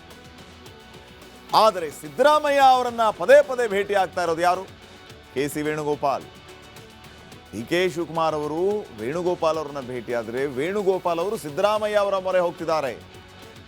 ಏನ್ ಕಾರಣ? ಕೇರಳ ಮುಖ್ಯಮಂತ್ರಿ ಕುರ್ಚಿ ಮೇಲೆ ವೇಣುಗೋಪಾಲ್ ಅವರಿಗೆ ಕಣ್ಣು. ಕೇರಳ ಸಿಎಂ ಚೇರ್ಗೂ ಸಿದ್ದರಾಮಯ್ಯ ಅವ್ರಿಗೆ ಏನ್ ಸಂಬಂಧ ಅಂತ ನಿಮಗೆ ಪ್ರಶ್ನೆ ಮೂಡಬಹುದು. ಅಲ್ಲೇ ಇರೋದು ಮ್ಯಾಟರು. ಕಳೆದ 2 ಬಾರಿ ಕೇರಳದಲ್ಲಿ ಗದ್ದುಗೆ ಹಿಡಿದಿರೋದು LDF, ಪಿಣರಾಯಿ ವಿಜಯನ್ ಸರ್ಕಾರದ ವಿರುದ್ಧ ಆಡಳಿತ ವಿರೋಧಿ ಅಲೆ ಇದೆ. ಬರುವ ವರ್ಷ ಮೇ ತಿಂಗಳಲ್ಲಿ ಕೇರಳ ಅಸೆಂಬ್ಲಿ ಚುನಾವಣೆ ಇದೆ. ಕೇರಳದಲ್ಲಿ ದೊಡ್ಡ ಪ್ರಮಾಣದಲ್ಲಿ ಅಹಿಂದ ಸಮುದಾಯ ಇದೆ. ಈಗ ಅರ್ಥ ಆಗಿರ್ಬೇಕು ನಿಮಗೆ. ಅಹಿಂದ ಸಮುದಾಯ ಕೇರಳದಲ್ಲಿ ದೊಡ್ಡ ಪ್ರಮಾಣದಲ್ಲಿ ಇರೋದ್ರಿಂದ ಅಹಿಂದ ನಾಯಕ ಯಾರು? ಸಿದ್ದರಾಮಯ್ಯ. ಸೊ ಅಹಿಂದ ಮತಗಳ ಕ್ರೋಢೀಕರಣಕ್ಕೆ ಕಾಂಗ್ರೆಸ್ ಮುಂದಾಗ್ತಾ ಇದೆ. ಸಿದ್ದರಾಮಯ್ಯ ಅವರನ್ನ ಮುಂದೆ ಇಟ್ಕೊಂಡು ಮತಬೇಟೆ ಆಡೋದಕ್ಕೆ ಪಿಣರಾಯಿ ವಿಜಯನ್ ಅವರ ವಿರುದ್ಧ ರಣತಂತ್ರವನ್ನ ಹೆಣೆಯೋದಕ್ಕೆ ಕೆ ಸಿ ವೇಣುಗೋಪಾಲ್ ಸಿದ್ದರಾಮಯ್ಯ ಮೊರೆ ಹೋಗ್ತಿದ್ದಾರೆ. ಅಹಿಂದ ಮತ ಸೆಳೆಯುವ ಶಕ್ತಿ ಇರೋದು ಸಿದ್ದರಾಮಯ್ಯ ಅವರಿಗೆ. ಅದೇ ಕಾರಣಕ್ಕೆ ಸಿದ್ದರಾಮಯ್ಯ ಮೊರೆ ಹೋಗಿದ್ದಾರೆ ವೇಣುಗೋಪಾಲ್. ಈ ಮೂಲಕ ವೇಣುಗೋಪಾಲ್ ಕೇರಳದ ಮುಖ್ಯಮಂತ್ರಿ ಆಗಬೇಕು ಅನ್ನುವಂಥ ಕನಸು ಕಾಣ್ತಾ ಇದ್ದಾರೆ. ಅದು ಟಗರು ಸಿದ್ದರಾಮಯ್ಯ ಅವರಿಂದ ಸಾಧ್ಯ ಅನ್ನುವಂಥದ್ದನ್ನ ವೇಣುಗೋಪಾಲ್ ಅರಿತಿದ್ದಾರೆ. ನೋಡೋಣ ಕೇರಳದಲ್ಲಿ ಜನ ಯಾರಿಗೆ ಜೈ ಅಂತಾರೆ, ಸಿದ್ದರಾಮಯ್ಯ ಅವರ ವರ್ಚಸ್ಸು ಅಲ್ಲಿ ಎಷ್ಟರ ಮಟ್ಟಿಗೆ ವರ್ಕೌಟ್ ಆಗುತ್ತೆ ಅಂತ. ಈಗ ಚಿಕ್ಕ ಬ್ರೇಕ್ ಇರುತ್ತೆ. ಅಧಿಕಾರ ಹಂಚಿಕೆ ಸೂತ್ರದ ಚರ್ಚೆಯ ಮಧ್ಯೆ ಡಿ ಕೆ ಶಿವಕುಮಾರ್ ಯು-ಟರ್ನ್. ಮಾಧ್ಯಮ ಪ್ರತಿನಿಧಿಗಳ ಪ್ರಶ್ನೆಗೆ ಡಿಸಿಎಂ ಡಿ ಕೆ ಶಿವಕುಮಾರ್ ಅಚ್ಚರಿಯ ಉತ್ತರವನ್ನು ಕೊಟ್ಟಿದ್ದಾರೆ. ಸಿಎಂ ಸಿದ್ದರಾಮಯ್ಯ ಬಜೆಟ್ ತಯಾರಿ ಮಾಡ್ತಾ ಇದ್ದಾರೆ. ಜನವರಿ ಬಳಿಕ ಶುಭ ಸುದ್ದಿ ಏನಾದರೂ ಇದೆಯಾ? ಡಿಸಿಎಂ ಡಿ ಕೆ ಶಿವಕುಮಾರ್ಗೆ ಮಾಧ್ಯಮ ಪ್ರತಿನಿಧಿಗಳ ಪ್ರಶ್ನೆ ಇದು. ನಿಮ್ಗೇನಾದ್ರೂ ಹೇಳಿದೀವಾ? ಇದೆಲ್ಲ ನೀವೇ ಸೃಷ್ಟಿ ಮಾಡಿದ್ದು. ನಿಮ್ಮ ಬಳಿಯೂ ಮಾತಾಡಿಲ್ಲ, ಯಾರ ಬಳಿಯೂ ಮಾತಾಡಿಲ್ಲ. ಸಿಎಂ ಕುರ್ಚಿ ಗೊಂದಲದ ಬಗ್ಗೆ ಡಿ ಕೆ ಶಿವಕುಮಾರ್ ಅವರ ಯು-ಟರ್ನ್ ಮಾತು. ಇದೇ ಡಿ ಕೆ ಶಿವಕುಮಾರ್ ಅವರು ಒಂದು 20 ದಿನದ ಹಿಂದೆ ಹೇಳಿದ್ರು, ಅದು ಗುಟ್ಟಿನ ಮಾತು, ರಟ್ಟು ಮಾಡೋದಕ್ಕಾಗಲ್ಲ. 4-5 ಜನರ ಮಧ್ಯೆ ಆದಂತಹ ಮಾತು ಅಂತ ಏನಕ್ಕೆ ಹೇಳಿದ್ರು ಇವರು? ಯಾವ ವಿಚಾರವನ್ನು ಹೇಳಿದ್ರು? ಈಗ ನೋಡಿದ್ರೆ ನಾವೇನಾದ್ರೂ ಬಂದು ನಿಮ್ಮ ಮುಂದೆ ಹೇಳಿದೀವಾ? ಯಾವ ಗೊಂದಲವೂ ಇಲ್ಲ, ಯಾರು ಮಾತಾಡಿಲ್ಲ, ಏನೂ ಆಗಿಲ್ಲ ಅಂತ ಹೇಳ್ತಾರೆ. ಸರ್, ಈಗ ಸಿಎಂ ಅವರು ಅರಕುಂದಿಯಲ್ಲಿ ಈಗ ಬಜೆಟ್ಗೆ ಎಲ್ಲ ಪ್ರಿಪರೇಷನ್ ಅನ್ನ ಮಾಡ್ಕೊಂತಿದ್ದಾರೆ ಸರ್. ಈಗ ಜನವರಿದಲ್ಲೇ ಮಾಡಬೇಕು ಅಂತ. ಜನವರಿ ಆದ ತಕ್ಷಣ ಏನೋ ಶುಭ ಸುದ್ದಿ ಇದೆಯಾ ಸರ್? ಡಿ ಕೆ ಶಿ ಅವರು ಮುಖ್ಯಮಂತ್ರಿ ಆಗ್ತಾರೆ, ಪವರ್ ಶೇರಿಂಗ್ ವಿಚಾರ. ಈಗ ನಿಮ್ಗೇನಾದ್ರು ಹೇಳಿದೀವ ನಾವು?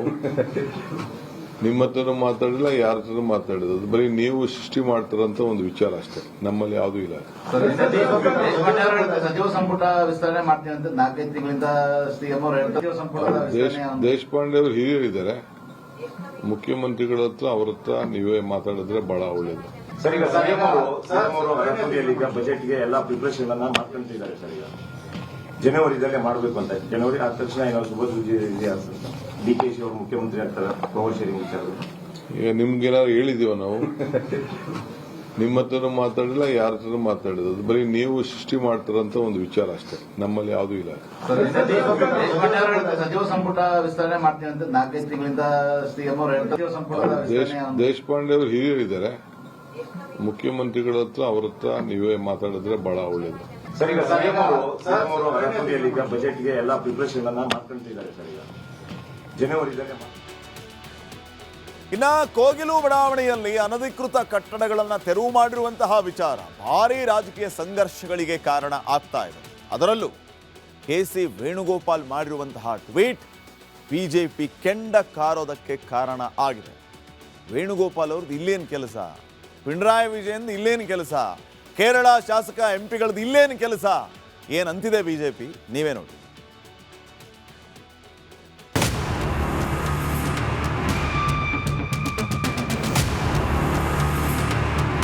ಯಲಹಂಕದ ಕೋಗಿಲು ಲೇಔಟ್ನಲ್ಲಿ ಅನಧಿಕೃತ ಮನೆಗಳ ತೆರವು ವಿಚಾರ ಇದೀಗ ರಾಜಕೀಯ ತಿರುವನ್ನ ಪಡೆದುಕೊಂಡಿದೆ. ಈ ವಿಚಾರದಲ್ಲಿ AICC ಪ್ರಧಾನ ಕಾರ್ಯದರ್ಶಿ KC ವೇಣುಗೋಪಾಲ್ ಎಂಟ್ರಿಯಾಗಿದ್ದು ಉರಿಯುವ ಬೆಂಕಿಗೆ ತುಪ್ಪ ಸುರಿದಂತಾಗಿದೆ.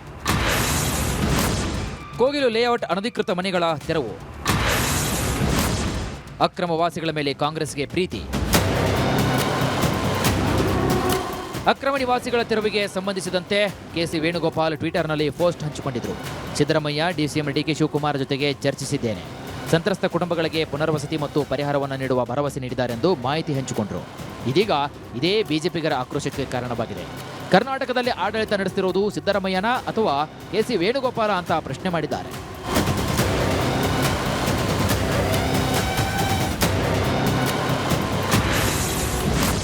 CM DCM ಪರಾಕ್ರಮ ಈಗ ಎಲ್ಲಿ ಹೋಗಿದೆ? ನಮ್ಮ ರಾಜ್ಯದ ವಿಚಾರಕ್ಕೆ ಹಸ್ತಕ್ಷೇಪ ಮಾಡಂಗಿಲ್ಲ ಮಿಸ್ಟರ್ KC ವೇಣುಗೋಪಾಲ್ ಅಂತ ಹೇಳಿದರೆ ಆಗ ಮೆಚ್ಕೋಬೋದಿತ್ತಪ್ಪ. ಏನು ಗಡ್ಸಾಗಿ ಮಾತಾಡ್ತಾರೆ ಸನ್ಮಾನ್ಯ ಸಿದ್ದರಾಮಯ್ಯನವರು. DK Shivakumar strong leader, DK Shivakumar action man. ಜನಕ್ಕಿಲ್ಲ ಆವಾಜ್ ಬಿಡ್ತಾ ಇರ್ತಾರಲ್ಲ, ನಮ್ಮ ಉದ್ಯಮಿದಾರರು ಅಥವಾ ನಾಗರಿಕರು ಮಾತಾಡಿದಾಗ ಅಪಾರ್ಟ್ಮೆಂಟ್ ಅವ್ರು ಮಾತಾಡಿದ್ರೆ ಇಲ್ಲೆಲ್ಲ ಮಾತಾಡಂಗಿಲ್ಲ, ನಾವು ಹೇಳಿದ್ದೆ ಕಾನೂನು, ನಮ್ಮನ್ನು ಪ್ರಶ್ನೆ ಮಾಡಂಗಿಲ್ಲ ನೀವು ಅಂತ. ಕಂಗ್ರ್ಯಾಚುಲೇಷನ್ಸ್, ನಾಳೆ ಸಿಹಿ ಸುದ್ದಿ ಸಿಗುತ್ತೆ. ನಿಮಿಷ, ಈಗ ಕೇರಳದವ್ರು ಯಾರಿಲ್ಲ ಇಲ್ಲಿ, ತಮ್ಗೆಲ್ಲ ಗೊತ್ತಿದ್ದಂಗೆ ಕೇರಳ ವಾಸಿಗಳು ಯಾರಿಲ್ಲ. ಈ ತರ ಬಹಳ ಘಟನೆಗಳಾಗಿದೆ. ಇದೇ ತರ UPದಲ್ಲಿ ಬುಲ್ಡೋಸ್ ಮಾಡಿದ್ರು ಮನೆ ಎಲ್ಲ. ಏನೀಗ ಕೇರಳ ಚೀಫ್ ಮಿನಿಸ್ಟರ್ UPಗೆ ಹೋಗಿಲ್ಲ, ಅವಾಗ ಚುನಾವಣೆ ಇರ್ಲಿಲ್ಲ. ಈಗ ಏಪ್ರಿಲ್ ಅಲ್ಲಿ ಚುನಾವಣೆ ಬರ್ತದೆ ಹಿನ್ನೆಲೆಯಲ್ಲಿ ಇದೆಲ್ಲ ರಾಜಕೀಯ. ಅವ್ರು ಏನಾರ ಮಾಡಂಗಿದ್ದಿದ್ರೆ ಮಾನ್ಯ ಕೇರಳ ಮುಖ್ಯಮಂತ್ರಿಗಳು ಏನಾರ ಬಡವ್ರ ಬಗ್ಗೆ ಕಾಲೇಜ್ ಚೀಟಿ ಮಾಡಂಗಿದ್ರೆ ಕೊಡಬೇಕಾಗಿದೆ ಅನ್ನೋದನ್ನ. ಕೋಗಿಲು ಲೇಔಟ್ನಲ್ಲಿ ಅನಧಿಕೃತ ಮನೆಗಳ ತೆರವು ವಿಚಾರದಲ್ಲಿ ಸರ್ಕಾರ ಸಾಫ್ಟ್ ಆಯ್ತಾ ಅನ್ನೋ ಪ್ರಶ್ನೆ ಮೂಡಿದೆ. ಅಕ್ರಮ ವಾಸವೇ ಆಗಿದ್ರೆ DCM ಪುನರ್ವಸತಿ ಬಗ್ಗೆ ಮಾತನಾಡಿದ್ಯಾಕೆ ಅನ್ನೋದು ತೀವ್ರ ಚರ್ಚೆಗೆ ಕಾರಣವಾಗಿದೆ. Bureau report, republic Kannada.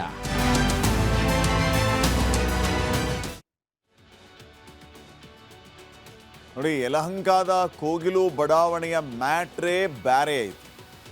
ಈ ಮ್ಯಾಟ್ರ್ ಅರ್ಥ ಆದರೆ ಇಲ್ಲಿ ಯಾಕೆ ಇಷ್ಟೊಂದು ರಾಜಕಾರಣ ಆಗ್ತಾ ಇದೆ, ರಾಜಕಾರಣಿಗಳು ಯಾಕೆ ಇಷ್ಟೊಂದು ಈ ಬಗ್ಗೆ ಮುತುವರ್ಜಿಯನ್ನು ವಹಿಸ್ತಾ ಇದ್ದಾರೆ, ಕಾಳಜಿಯನ್ನು ವಹಿಸ್ತಾ ಇದ್ದಾರೆ ಅನ್ನೋದು ನಿಮಗೆ ಅರ್ಥ ಆಗುತ್ತೆ.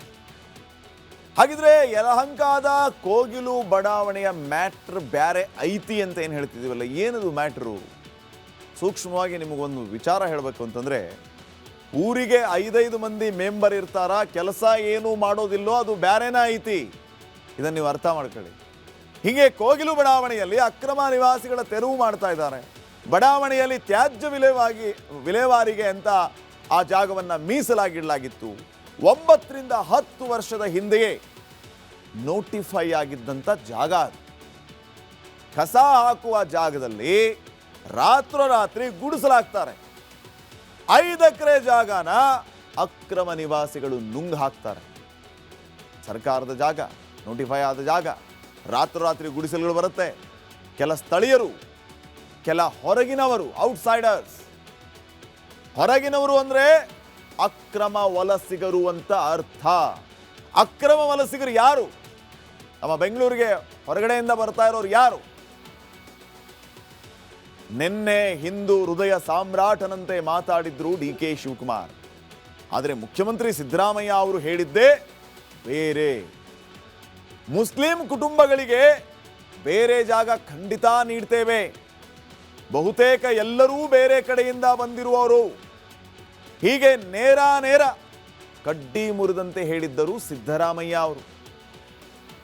ಈಗ ಎಲ್ಲಿಂದಲೋ ಬಂದವರಿಗೆ ವಸತಿ ಭಾಗ್ಯವನ್ನ ಕೊಡ್ತಾರಂತೆ. ಇದರ ಹಿಂದೆ ಇರುವಂತ ಉದ್ದೇಶ ಏನು? ಇವರು ಸಾವಿರಾರು ವರ್ಷಗಳಿಂದ ಅಲ್ಲಿರೋರಲ್ಲ, ಅವರ ಪಿತ್ರಾರ್ಜಿತ ಆಸ್ತಿಯಲ್ಲಿಲ್ಲ. ಅವರ ಪೂರ್ವಜರು ಅಲ್ಲಿ ಇರಲಿಲ್ಲ. ರಾತ್ರೋರಾತ್ರಿ ಬಂದರು, ಯಾರನ್ನು ಕೇಳದಂಗೆ ಗುಡಿಸ್ಲಾಕೊಂಡ್ರು. ಈಗ ಅಕ್ರಮವಾಗಿ ಇಲ್ಲಿ ಇವರು ಇದ್ರು ಅನ್ನುವಂಥ ವಿಚಾರವನ್ನು ಇಟ್ಕೊಂಡು ಕಾನೂನು ಅದರ ಕೆಲಸವನ್ನು ಮಾಡಿದೆ. ಈಗ ಈ ವಿಚಾರಗಳನ್ನು ಈ ರೀತಿಯಾಗಿ ಹೇಳ್ತಾ ಇರೋದು ಅದು ಮಾನ್ಯ ಮುಖ್ಯಮಂತ್ರಿ ಸಿದ್ದರಾಮಯ್ಯ ಅವರು ಭಾರಿ ಭಾರಿ ಆಶ್ಚರ್ಯಕ್ಕೆ ಕಾರಣ ಆಗ್ತಾ ಇದೆ. ಎಲ್ಲಿಂದಲೋ ಬಂದವರಿಗೆ ವಸತಿ ಭಾಗ್ಯವನ್ನು ಕೊಡ್ತಾರಂತೆ, ಇಲ್ಲಿರೋರಿಗೆ ಯಾವ ಭಾಗ್ಯ?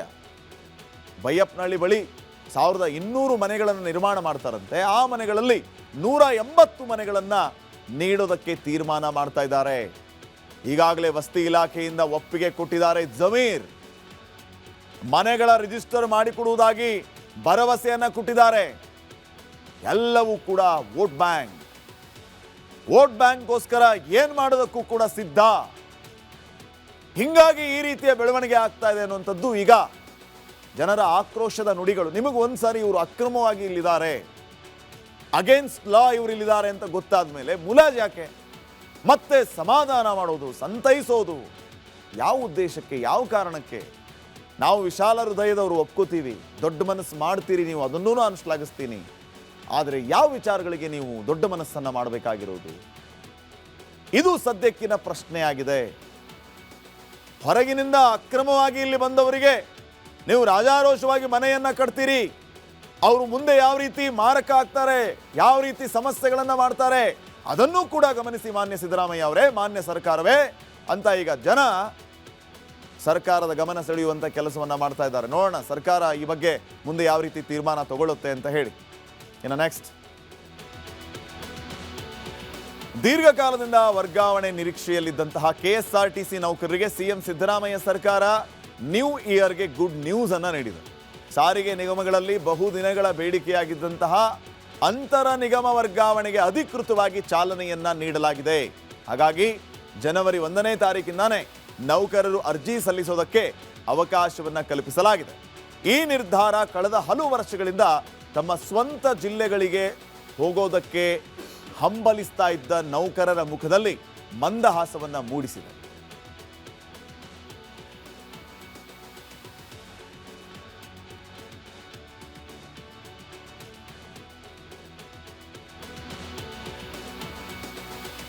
ನೋಡಿ, ಸಾರಿಗೆ ನೌಕರರಿಗೆ ಪಾಪ ಇದೊಂದು ದೊಡ್ಡ ಸಮಸ್ಯೆ ಆಗಿತ್ತು.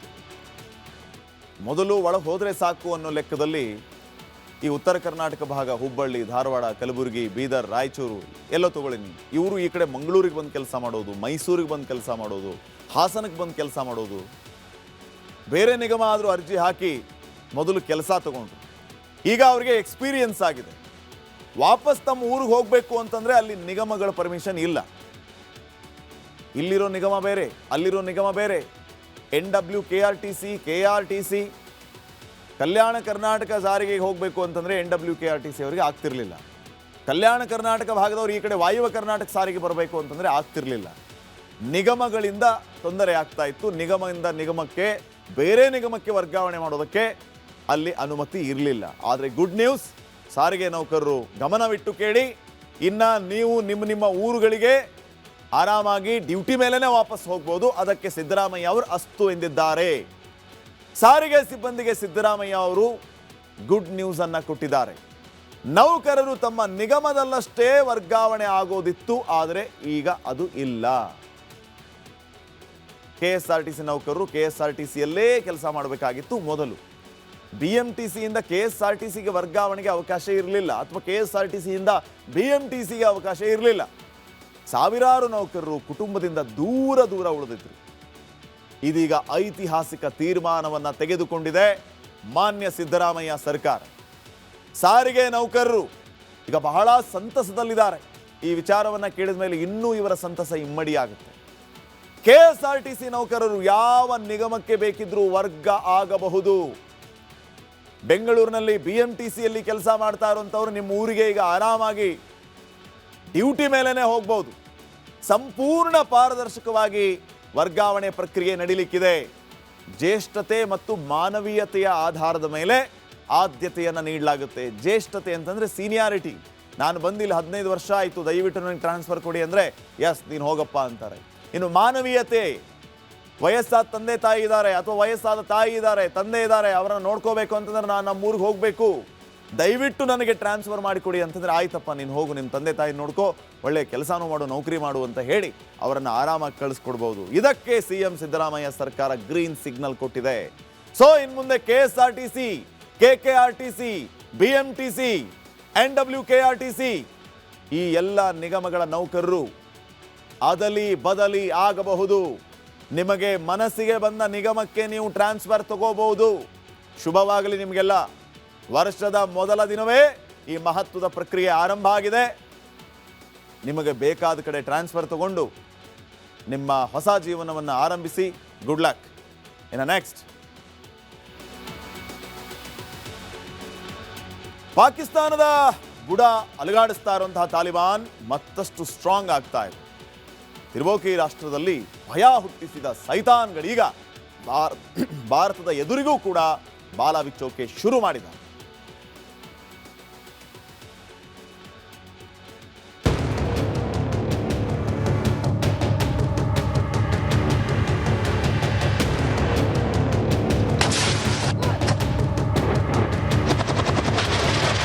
ತಾಲಿಬಾನ್ ಈ ಹೆಸರು ಕೇಳಿದ್ರೆ ಪಾಕಿಸ್ತಾನಕ್ಕೆ ಪುಕ.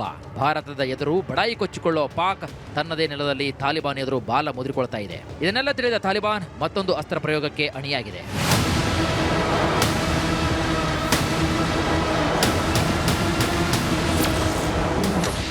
ತಾಲಿಬಾನ್ ಬತ್ತಳಿಕೆಗೆ ಸೇರಲಿದೆ ವಾಯು ಅಸ್ತ್ರ. ಪಾಪಿ ಪಾಕಿಸ್ತಾನ ವಿರುದ್ಧ ಜೋರಾಗಲಿದೆ ಸಮರ. ಪಾಕಿಸ್ತಾನದಲ್ಲಿ ಆಕ್ಟಿವ್ ಆಗಿರುವಂತಹ ತೆಹರೀಕ್ ಇ ತಾಲಿಬಾನ್ ಸಂಘಟನೆ ತನ್ನ ಬತ್ತಳಿಕೆಯನ್ನು ಮತ್ತಷ್ಟು ಬಲಗೊಳಿಸ್ತಾ ಇದೆ. 2026ರಲ್ಲಿ ಪಾಕ್ ವಿರುದ್ಧ ದಾಳಿಗೆ ಹೊಸ ಕಾರ್ಯತಂತ್ರ ರೂಪಿಸುತ್ತಿದೆ. ತನ್ನದೇ ಆಗಿರುವಂತಹ ವಾಯುಪಡೆ ಘಟಕವನ್ನು ಸ್ಥಾಪಿಸುವುದಾಗಿ ಘೋಷಣೆ ಮಾಡಿದೆ. ತಾಲಿಬಾನ್ ವಾಯುಪಡೆ ಮುಂದಿನ ವರ್ಷ ತನ್ನದೇ ಆದ ಹೊಸ ವಾಯುಪಡೆ ಘಟಕ ಸ್ಥಾಪಿಸುವುದಾಗಿ ತೆಹರೀಕ್ ಇ ತಾಲಿಬಾನ್ ಘೋಷಣೆ ಮಾಡಿದೆ. ಈ ವಾಯುಪಡೆಯಲ್ಲಿ ಯುದ್ಧ ವಿಮಾನಗಳು ಇಲ್ಲದಿದ್ದರೂ ಸ್ಫೋಟಕಗಳನ್ನು ಹೊತ್ತೊಯ್ಯುವಂತಹ ಸಾಮರ್ಥ್ಯವಿರುವ ಸಣ್ಣ ಡ್ರೋನ್ಗಳನ್ನು ಬಳಸಿಕೊಂಡು ಪಾಕಿಸ್ತಾನಿ ಸೇನಾ ನೆಲೆಗಳ ಮೇಲೆ ದಾಳಿ ಮಾಡುವುದು ಇದರ ಮುಖ್ಯ ಉದ್ದೇಶವಾಗಿದೆ. ಜೊತೆಗೆ ಸೇನೆಯ ಚಲನವಲನಗಳನ್ನು ಪತ್ತೆ ಹಚ್ಚಲು ಡ್ರೋನ್ಗಳ ಮೂಲಕ ಬೇಹುಗಾರಿಕೆ ನಡೆಸಲು ಈ ಘಟಕಗಳನ್ನು ಆರಂಭಿಸಲಿದೆ.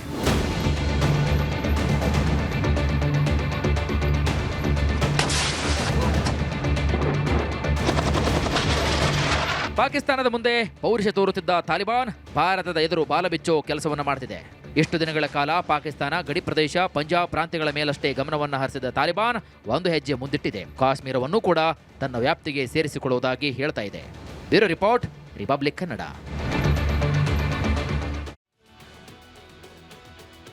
ನೋಡಿ, ಪಾಕಿಸ್ತಾನದ ಸೈನಿಕರ ಪರಿಸ್ಥಿತಿ ಹೇಗಿದೆ ಅಂತಂದ್ರೆ, ಪಾಕಿಸ್ತಾನದ ಸೈನಿಕರಿಗೆ ಮಾಡೋಕೆ ಕೆಲಸ ಇಲ್ಲದಂತಾಗಿದೆ. ಎಷ್ಟೋ ಜನ ಸೈನಿಕ ಕೆಲಸನ ಬಿಟ್ಟುಬಿಟ್ಟು ಓಡೋಗ್ತಿದ್ದಾರೆ. ಪಾಕ್ ಸೈನಿಕರಿಗೆ ಕೆಲಸ ಇದ್ರೂ ಬುದ್ಧಿ ಇಲ್ಲ, ಬುದ್ಧಿ ಕೆಲಸ ಇದ್ರೂ ಸಂಬಳ ಸಿಗೋದಿಲ್ಲ. ಎಂಥ ಪರಿಸ್ಥಿತಿ ನೋಡಿ. ಪಾಕಿಸ್ತಾನದ ಅಸಲಿ ಪರಿಸ್ಥಿತಿ ವೀಕ್ಷಕರೇ ಇದು. ಸುಮ್ಮನೆ ಏನೋ ಒಂದು ಹೇಳ್ತಾ ಇಲ್ಲ, ರಿಯಾಲಿಟಿ. ಪಾಕಿಸ್ತಾನದಲ್ಲಿ ಸದ್ಯಕ್ಕೆ ಈ ರೀತಿಯ ಪರಿಸ್ಥಿತಿ ಇದೆ ಆ ಪಾಕಿಸ್ತಾನದ ಆರ್ಮಿಯಲ್ಲಿ. ಹಿಂಗಾಗಿ ಈಗಾಗಲೇ ಪಾಕಿಸ್ತಾನದ ಆರ್ಮಿಯಲ್ಲಿದ್ದಂಥವ್ರು, ಪಾಕಿಸ್ತಾನದ ಸೈನಿಕರು ಕೇಳದೆ ಓಡೋಗ್ತಿದ್ದಾರೆ. ನಮಗೆ ಈ ಆರ್ಮಿ ಕೆಲಸನೇ ಬೇಡ, ನಿಮಗೂ ಶರಣು, ನಿಮ್ಮ ಆಡಳಿತಕ್ಕೂ ಶರಣು ಅಂತ ಓಡೋಗ್ತಿದ್ದಾರೆ ಪಾಕಿಸ್ತಾನದ ಸೈನಿಕರು. ಈಗ ಅವ್ರಿಗೆ ಕೆಲಸ ಇಲ್ಲ, ಕೆಲಸ ಇದ್ರೆ ಸಂಬಳ ಇಲ್ಲ. ಹಿಂಗಾಗಿ ಮೊದಲು ತಾನೇ ಸೇಲ್ಸ್ ಮ್ಯಾನ್ ಆಗಿದ್ದಾರೆ ಮುನೀರ್. ಟ್ರಂಪ್ಗೆ ರೇರ್ ಅರ್ತ್ ಮೆಟೀರಿಯಲ್ ಮಾರೋದಕ್ಕೆ ಪ್ರಯತ್ನಗಳಾಗ್ತಾ ಇದೆ ಈತನಿಂದ. ಈತ ಸೇಲ್ಸ್ ಮ್ಯಾನ್ ಆಗಿದ್ದಾನೆ. ಇದೀಗ ಸೈನಿಕರನ್ನು ಸೇಲ್ಸ್ ಮ್ಯಾನ್ ಮಾಡಿದ್ದಾನೆ ಈ ಮುನೀರ್. ಶತಾಯ ಗತಾಯ ಹಣ ಮಾಡೋದಕ್ಕೆ ಈ ಮುನೀರ್ ಮುಂದಾಗಿದ್ದಾನೆ. ಹಿಂಗಾಗಿ ಪಾಕಿಸ್ತಾನವನ್ನು ಅಧೋಗತಿಗೆ ತಗೊಂಡೋಗ್ತಿದ್ದಾನೆ. ಅದು ಅಲ್ಲಿನ ಪಾಕಿಗಳಿಗೆ ಅರ್ಥನೇ ಆಗ್ತಿಲ್ಲ. ಪಾಕಿಸ್ತಾನ್ ಏರ್ಲೈನ್ಸ್, ಬ್ಯಾಂಕ್ ಎಲ್ಲವನ್ನು ಪಾಕಿಸ್ತಾನ್ ಸೇನೆ ಮಾರದಕ್ಕೆ ರೆಡಿಯಾಗಿದೆ. ಮಾರಿಬಿಡುತ್ತೆ. ಬಟರ್, ತುಪ್ಪ, ಹಾಲು, ಪನೀರ್, ಸಿಮೆಂಟ್ ಎಲ್ಲನೂ ಮಾರಾಟ. ಮುನೀರ್ನ ಸೇನೆ ನಶೆ ಪುಡಿ ಜೊತೆಗೆ ಪಾಪ್ಕಾರ್ನ್ ಮಾರುತ್ತೆ. ನೋಡಿ ಎಂಥ ಪರಿಸ್ಥಿತಿ. ಸೇನಾ ಟ್ರಕ್ಕಲ್ಲಿ ಸರಕು ಸರಂಜಾಮು ಇಟ್ಕೊಂಡು ಇವರು ಸುತ್ತಾಡ್ತಾ ಇದ್ದಾರೆ. 10 ರೂಪಾಯಿಗೆ 2 10 ರೂಪಾಯಿಗೆ 2 ಅಂತ ಹೇಳಿ ಮಾರಾಟ ಮಾಡುವಂಥ ಪರಿಸ್ಥಿತಿ ಇವ್ರದೀಗ. ಆರ್ಮಿಯಲ್ಲಿರುವಂಥ ಸೈನಿಕರದ್ದು. ಪಾಕಿಸ್ತಾನ ಸೈನಿಕರದ್ದು. ಕಾರಣ ಮುನೀರ್ನೇ ಸೇಲ್ಸ್ ಮ್ಯಾನ್ ಆಗಿದ್ದಾನೆ. ಆತ ಹೋಗಿ ಅಲ್ಲಿ ಟ್ರಂಪ್ ಮುಂದೆ ಸರ್ ತಗೊಳ್ಳಿ ಸರ್. ಈ ಕಡೆ ಇವರು ಟ್ರಕ್ಕಲ್ಲಿ ಸುತ್ಕೊಂಡು ಪಾಕಿಸ್ತಾನ ಓಡಾಡ್ತಿದ್ದಾರೆ. ಮುನೀರ್ನ ಸೇನೆಯಿಂದ ಕೇವಲ ಸೇಲ್ಸ್ ಮ್ಯಾನ್ ಕೆಲಸ ಅದನ್ನೊಂದೇ ಮಾಡಿಸ್ತಾರ? ಅದೂ ಅಲ್ಲ, ಪಾಕಿಸ್ತಾನದಲ್ಲಿ ಸಂಬಳ ಸಿಗದೆ ಕಾರ್ಮಿಕರು ಕೆಲಸ ನಿಲ್ಲಿಸಿದ್ದಾರೆ. ಅದೇ ಕಾರಣಕ್ಕೆ ಸೈನಿಕರನ್ನೇ ಕಾರ್ಮಿಕನನ್ನಾಗಿ ಮಾಡಿರೋದು ಈ ಮುನೀರ್. ಟ್ರಕ್ಕಿಂದ ರೇಷನ್ ಇಳಿಸ್ತಾರೆ ಪಾಕಿಸ್ತಾನದ ಸೈನಿಕರು. ಬರೋ ರೇಷನ್ಗಳನ್ನು ಲೋಡ್ ಅನ್ಲೋಡ್ ಯಾರು? ಸೈನಿಕರು, ಪಾಕಿಸ್ತಾನದ ಸೈನಿಕರು. ಈ ಮುನೀರಿನಿಂದ ಅಲ್ಲಿನ ಸೈನಿಕರಿಗೆ ಈಗ ಈ ರೀತಿಯ ಪರಿಸ್ಥಿತಿ ಬಂದಿದೆ. ಈ ರೀತಿಯ ಪರಿಸ್ಥಿತಿ ಇರುವಾಗ ಈ ಪಾಕಿಸ್ತಾನಿಗಳಿಗೆ ಒಣ ದಿಮಾಕ್ ಅಂತಾರಲ್ಲ, ಆ ದಿಮಾಕ್ ಬೇರೆ ಇವರಿಗೆ. ಬಂಡವಾಳ ಶೂನ್ಯ, ತಾಕತ್ತು ಶೂನ್ಯ, ಆದರೆ ದಿಮಾಕಿಗೆ ಮಾತ್ರ ಕಮ್ಮಿ ಇಲ್ಲ. ನೆಕ್ಸ್ಟ್, ಕಾಂಗ್ರೆಸ್ ಪಕ್ಷದಲ್ಲಿ ಏನೂ ಸರಿ ಇಲ್ಲ. ಈಗಾಗಲೇ ಶಶಿ ತರೂರ್ ಅಂತೂ ಪದೇ ಪದೇ ಕಾಂಗ್ರೆಸ್ ಅನ್ನ ಕೆಣಕ್ತಾ ಇದ್ದಾರೆ. ಇದೀಗ ದಿಗ್ವಿಜಯ್ ಸಿಂಗ್ ಕೂಡ ಅಖಾಡಕ್ಕೆ ಧುಮುಗಿದ್ದಾರೆ. ದಿಗ್ವಿಜಯ್ ಸಿಂಗ್ ಇಂದ ಬಹುಶಃ ಕಾಂಗ್ರೆಸ್ನವರು ಇದನ್ನ ನಿರೀಕ್ಷೆ ಮಾಡಿರ್ಲಿಕ್ಕಿಲ್ಲ, ಆದರೆ ಅವರು ಕೂಡ ಅಖಾಡಕ್ಕೆ ಧುಮುಕಿ ಆಯ್ತು. ಕಾಂಗ್ರೆಸ್ಗೆ ಕಂಡು ಕೇಳರಿಯದಂತ ಮುಜುಗರಕ್ಕೆ ದುಡಿದ್ದಾರೆ ದಿಗ್ವಿಜಯ್ ಸಿಂಗ್. ಏನ್ ಮಾಡಿದ್ರಂತದು ನೋಡಿ ನೀವೇ.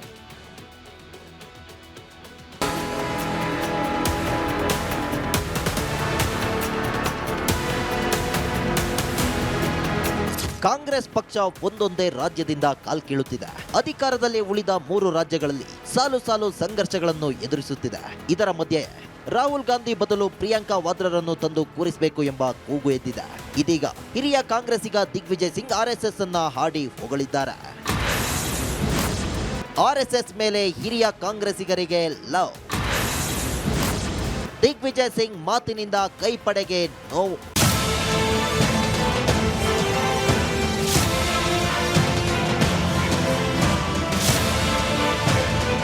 ಆರ್ಎಸ್ಎಸ್ ತನ್ನ ಕಾರ್ಯಕರ್ತರನ್ನ ಮುಖ್ಯಮಂತ್ರಿ ಮತ್ತು ಪ್ರಧಾನಮಂತ್ರಿಯಂತಹ ಉನ್ನತ ಹುದ್ದೆಗಳಿಗೆ ಬೆಳೆಸುವ ಸಾಮರ್ಥ್ಯ ಹೊಂದಿದೆ. 1990ರ ದಶಕದ ಒಂದು ಹಳೆಯ ಚಿತ್ರವನ್ನ ಹಂಚಿಕೊಂಡ ದಿಗ್ವಿಜಯ್ ಸಿಂಗ್ ಯುವ ನರೇಂದ್ರ ಮೋದಿ ಅಡ್ವಾಣಿ ಮುಂದೆ ನೆಲದಲ್ಲಿ ಕುಳಿತಿದ್ದಾರೆ.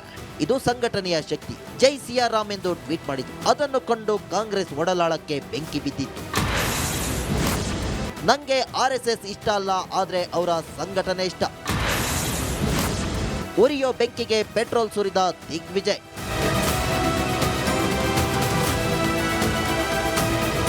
ದಿಗ್ವಿಜಯ್ ಸಿಂಗ್ ಇಷ್ಟಕ್ಕೆ ಸುಮ್ಮನಾಗಿಲ್ಲ. ಪರೋಕ್ಷವಾಗಿ ತಮ್ಮ ಹೇಳಿಕೆಯನ್ನ ಸಮರ್ಥನೆ ಮಾಡಿಕೊಂಡಿದ್ದಾರೆ.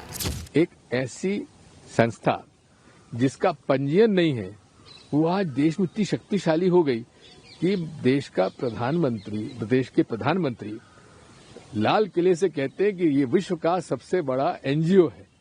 अरे भाई, एनजीओ है तो आपका नियम और कानून कहां चले गए? लेकिन इनकी संगठन क्षमता का मैं प्रशंसक हूं.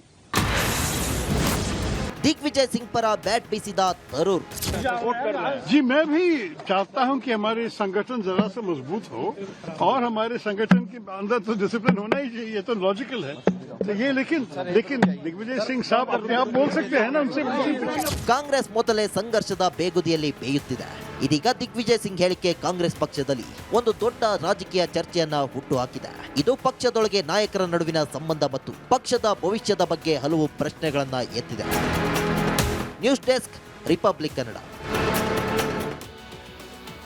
ಸಿಲಿಕಾನ್ ಸಿಟಿ ಇದೀಗ ಡ್ರಗ್ಸ್ ಹಾಟ್ಸ್ಪಾಟ್ ಆಯ್ತಾ ಅನ್ನುವಂಥ ಅನುಮಾನ, ಆತಂಕ ಮೂಡಿದೆ. ಒಂದಲ್ಲ ಎರಡಲ್ಲ, ಬರೋಬ್ಬರಿ ಮೂರು ಡ್ರಗ್ಸ್ ಕಾರ್ಖಾನೆಗಳು ಪತ್ತೆಯಾಗಿದೆ. ರಿಪಬ್ಲಿಕ್ ಕನ್ನಡದ ಡೇರಿಂಗ್ ಸ್ಟಿಂಗ್ ಆಪರೇಷನ್ ಬೆನ್ನಲ್ಲೇ ಡ್ರಗ್ಸ್ ಮಹಾಜಾಲ ಬಯಲಾಗಿದೆ.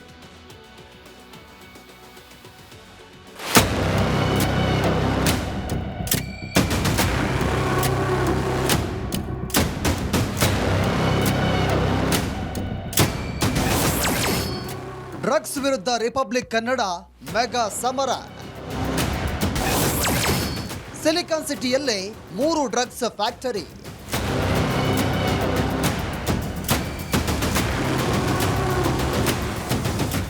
ಹೊಸ ವರ್ಷದ ಸ್ವಾಗತಕ್ಕೆ ಸಿಲಿಕಾನ್ ಸಿಟಿ ಸಜ್ಜಾಗಿದೆ. ನ್ಯೂ ಇಯರ್ಗೆ ನಶೆ ಏರಿಸಲು ನಶೆ ಲೋಕವೇ ಸಿದ್ಧವಾಗಿದೆ. ಅದರಲ್ಲೂ ಡ್ರಗ್ಸ್ ಜಾಲವಂತೂ ತನ್ನ ಕಬಂದ ಬಾಹುವನ್ನು ಚಾಚಿ ಅಮಲಿನಲ್ಲಿ ತೇಲಿಸಲು ಸಿದ್ಧವಾಗಿದೆ. ಅದರಲ್ಲೂ ಬೆಂಗಳೂರಿನಲ್ಲೇ 3 ಡ್ರಗ್ಸ್ ಫ್ಯಾಕ್ಟರಿ ನಡೀತಾ ಇದ್ವು ಅನ್ನೋ ಸ್ಫೋಟಕ ಸತ್ಯ ಬಯಲಾಗಿದೆ.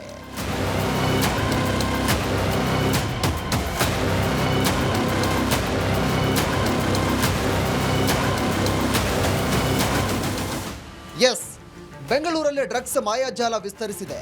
ಬೆಂಗಳೂರಲ್ಲಿ ಡ್ರಗ್ಸ್ ತಯಾರಿಸಿ ಬೇರೆ ರಾಜ್ಯಗಳಿಗೆ ಸಪ್ಲೈ ಕೂಡ ಮಾಡಲಾಗ್ತಾ ಇದೆ. ಬರೋಬ್ಬರಿ 55 ಕೋಟಿ ಮೌಲ್ಯದ ಡ್ರಗ್ಸ್ ಪತ್ತೆಯಾಗಿದೆ. 3 ಡ್ರಗ್ಸ್ ಕಾರ್ಖಾನೆಗಳು ಬಟಾ ಬಯಲಾಗಿವೆ.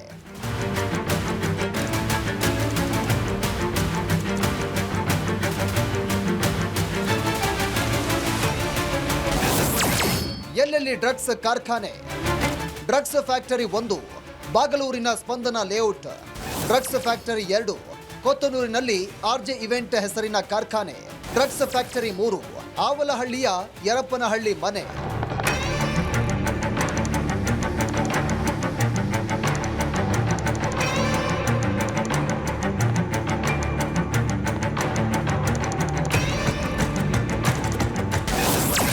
ಮುಂಬೈನಲ್ಲಿ ಡ್ರಗ್ಸ್ ಜಾಲಕ್ಕೆ ಬೆಂಗಳೂರು ಲಿಂಕ್.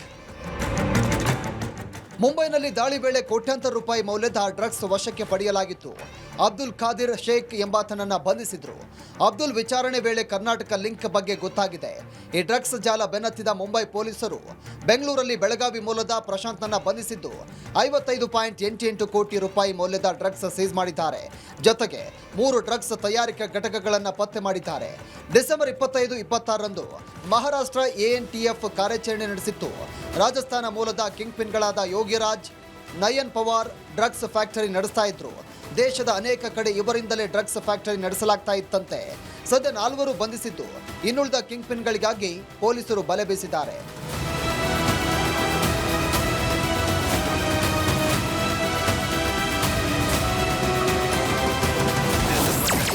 ರಾಜ್ಯ ಮುಜರಾಯಿ ಇಲಾಖೆ ಶ್ರೀಮಂತ ದೇವಾಲಯಗಳ ಪಟ್ಟಿಯನ್ನ ಬಿಡುಗಡೆ ಮಾಡಿದೆ. ದಕ್ಷಿಣ ಕನ್ನಡ ಜಿಲ್ಲೆಯ ಕುಕ್ಕೆ ಸುಬ್ರಹ್ಮಣ್ಯ ಕ್ಷೇತ್ರ ಅಗ್ರ ಸ್ಥಾನವನ್ನ ಪಡೆದಿದೆ. ರಾಜ್ಯದ ಎ ಗ್ರೇಡ್ ದೇವಾಲಯಗಳ ಪೈಕಿ ಕರಾವಳಿ ದೇವಾಲಯಗಳೇ ಪಾರಮ್ಯ ಮೆರೆದಿವೆ. ವರ್ಷಾಂತ್ಯಕ್ಕೆ ಕರಾವಳಿ ದೇಗುಲಗಳಿಗೆ ಪ್ರವಾಸಿಗರ ಆಗಮನದಲ್ಲಿ ಏರಿಕೆಯಾಗಿದ್ದು, ಆದಾಯದಲ್ಲೂ ಒಂದೇ ತಿಂಗಳಲ್ಲಿ 5-10% ಪ್ರಗತಿಯನ್ನ ಕಂಡಿದೆ. ಯಾವ್ದಾವುದು ಶ್ರೀಮಂತ ದೇವಾಲಯಗಳು ಅನ್ನೋದನ್ನ ನೋಡ್ತಾ ಹೋದ್ರೆ 2023-24ರದ್ದು 24ರಿಂದ 25ರ ಲೆಕ್ಕವನ್ನ ನಿಮ್ಮ ಮುಂದೆ ಇಡ್ತಾ ಇದ್ದೀವಿ. ಕುಕ್ಕೆ ಸುಬ್ರಹ್ಮಣ್ಯ ಸ್ವಾಮಿ ದೇವಸ್ಥಾನ 146.1 ಕೋಟಿ ಇತ್ತು 23-24ರಲ್ಲಿ. ಈಗ 155.95 ಕೋಟಿ ಅಂದ್ರೆ 24-25ನೇ ವರ್ಷದಲ್ಲಿ. ಕೊಲ್ಲೂರು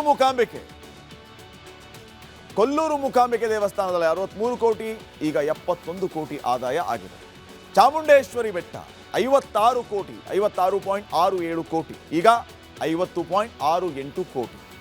ನಂಜನಗೂಡು ಶ್ರೀಕಂಠೇಶ್ವರ ದೇವಸ್ಥಾನ 30.36 ಕೋಟಿ, ಈಗ 36.12 ಕೋಟಿ.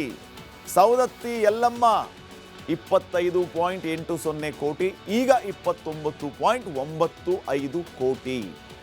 ಯಡಿಯೂರು ಸಿದ್ಧಲಿಂಗೇಶ್ವರ ಕಳೆದ ವರ್ಷ 35.49 ಕೋಟಿ, ಈ ಸಾರಿ 29.82 ಕೋಟಿ.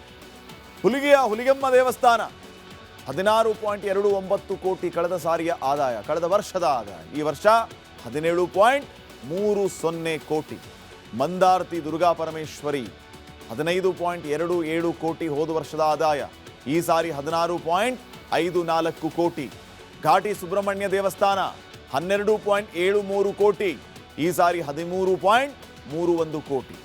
ಬೆಂಗಳೂರು ಬನಶಂಕರಿ ದೇವಸ್ಥಾನ 11.95 ಕೋಟಿ ಆದಾಯ ಕಳೆದ ವರ್ಷ, ಈ ಸಾರಿ 11.38 ಕೋಟಿ ಆದಾಯ. ಈ ತರ ಮಂದಿರಗಳ ಪಟ್ಟಿಯನ್ನು ಮುಜರಾಯಿ ಇಲಾಖೆ ಪ್ರಕಟಿಸಿದೆ. ಇದಾಗಿತ್ತು ಇವತ್ತಿನ ಕರ್ನಾಟಕ ಪ್ರೈಮ್ ಟೈಮ್. ನೋಡ್ತಾ ಇರಿ ರಿಪಬ್ಲಿಕ್ ಕನ್ನಡ, ಇದು ನಿಮ್ಮ ಧ್ವನಿ. ನಮಸ್ಕಾರ.